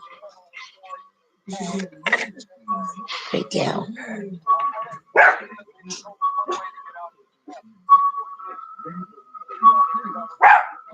Stop.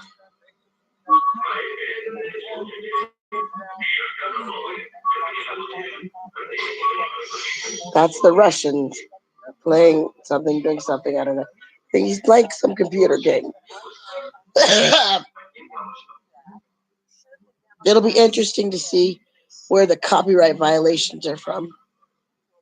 I'm going to save this on my bookmark. I'm going to bookmark it. Okay. What should I file it under? Okay, January 2019.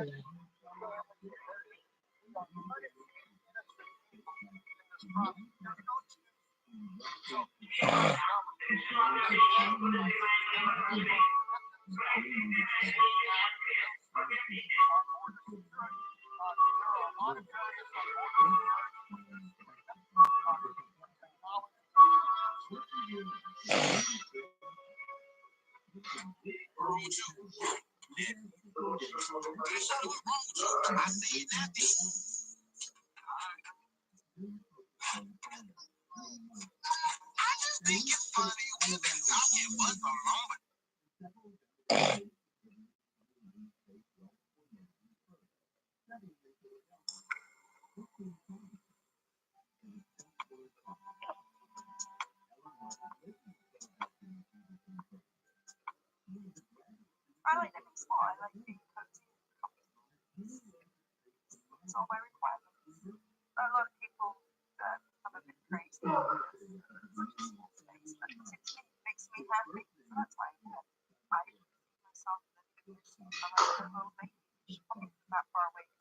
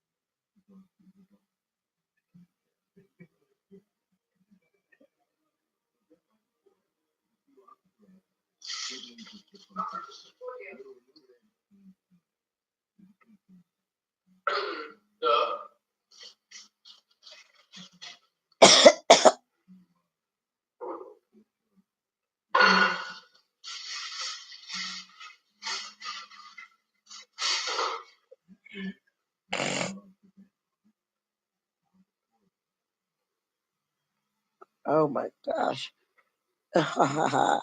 This email is so small.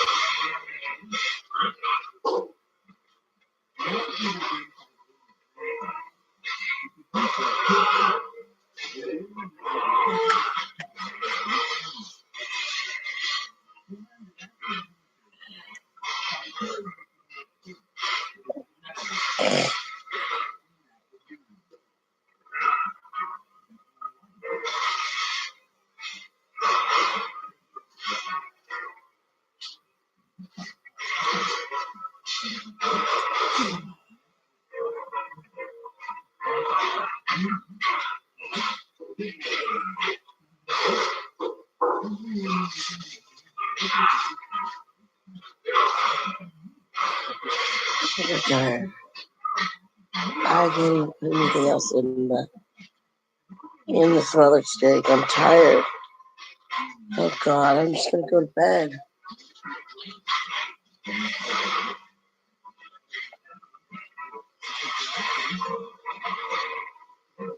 Oh.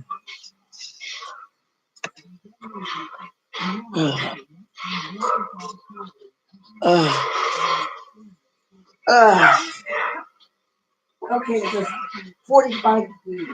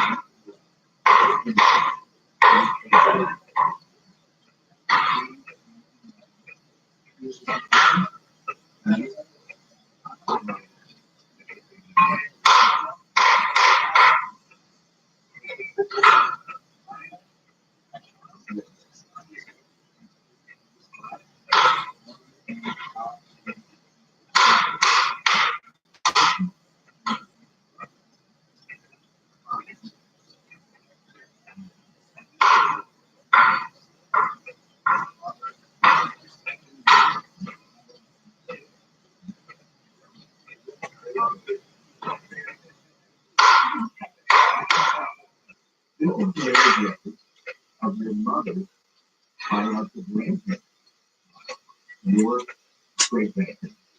What's going to be the name of the country? Go on.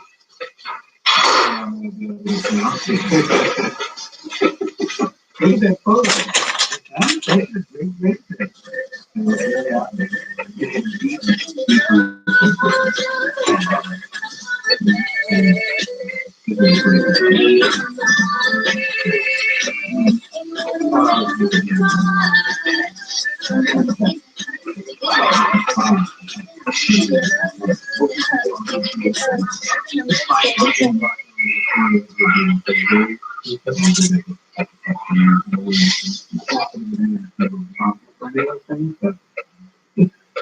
You never want to find out things.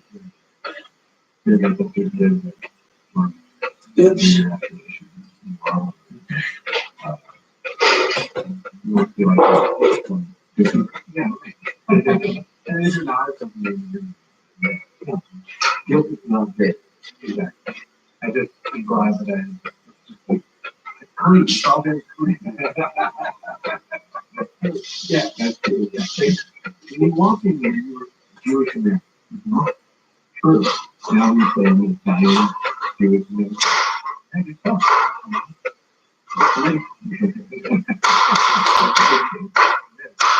Yeah. 39 years.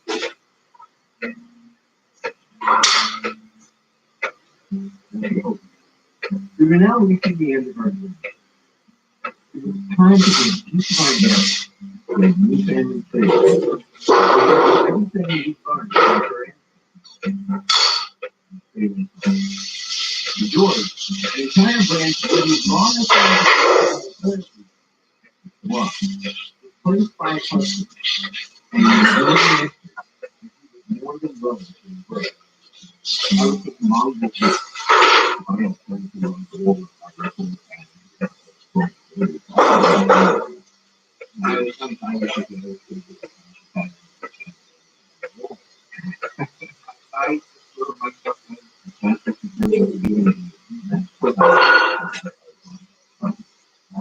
hopefully the whole race will get better one of these days and stop being so frightened about people who are for a different part of the planet. And that's one of the big things. The message is more urgent than ever. And it's almost the reverse of the once and there were nothing but fun.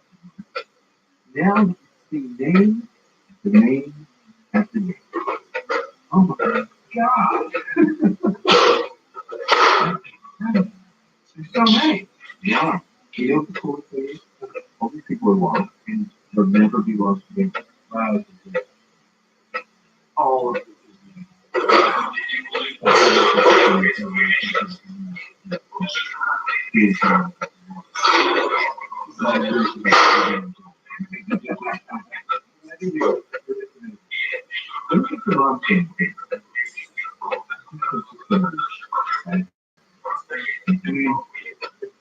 Start an entire chapter. Yeah, you can explore all of it. It'd be awesome. And learn about it. And if you never and have some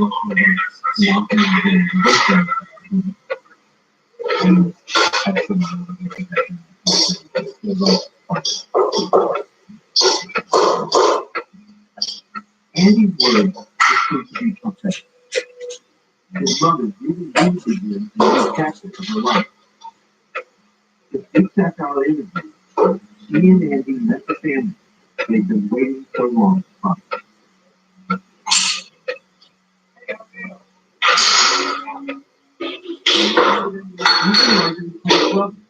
They're also Andy's half-uncle.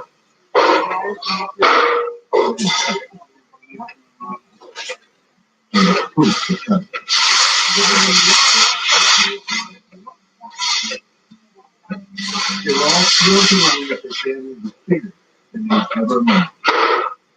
And delighted to share stories and images with their new relatives.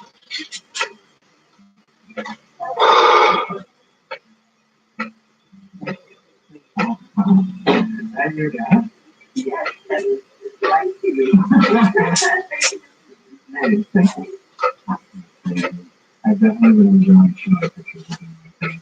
Oh, yeah, wait, and then,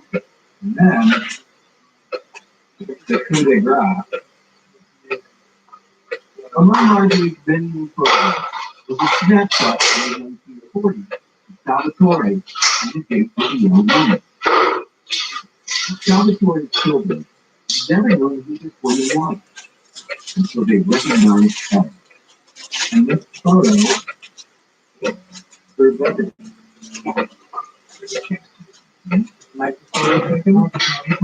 Also very possible is that she had a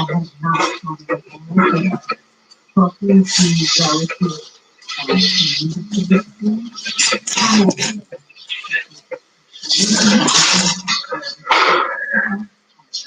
And this particular is more cool.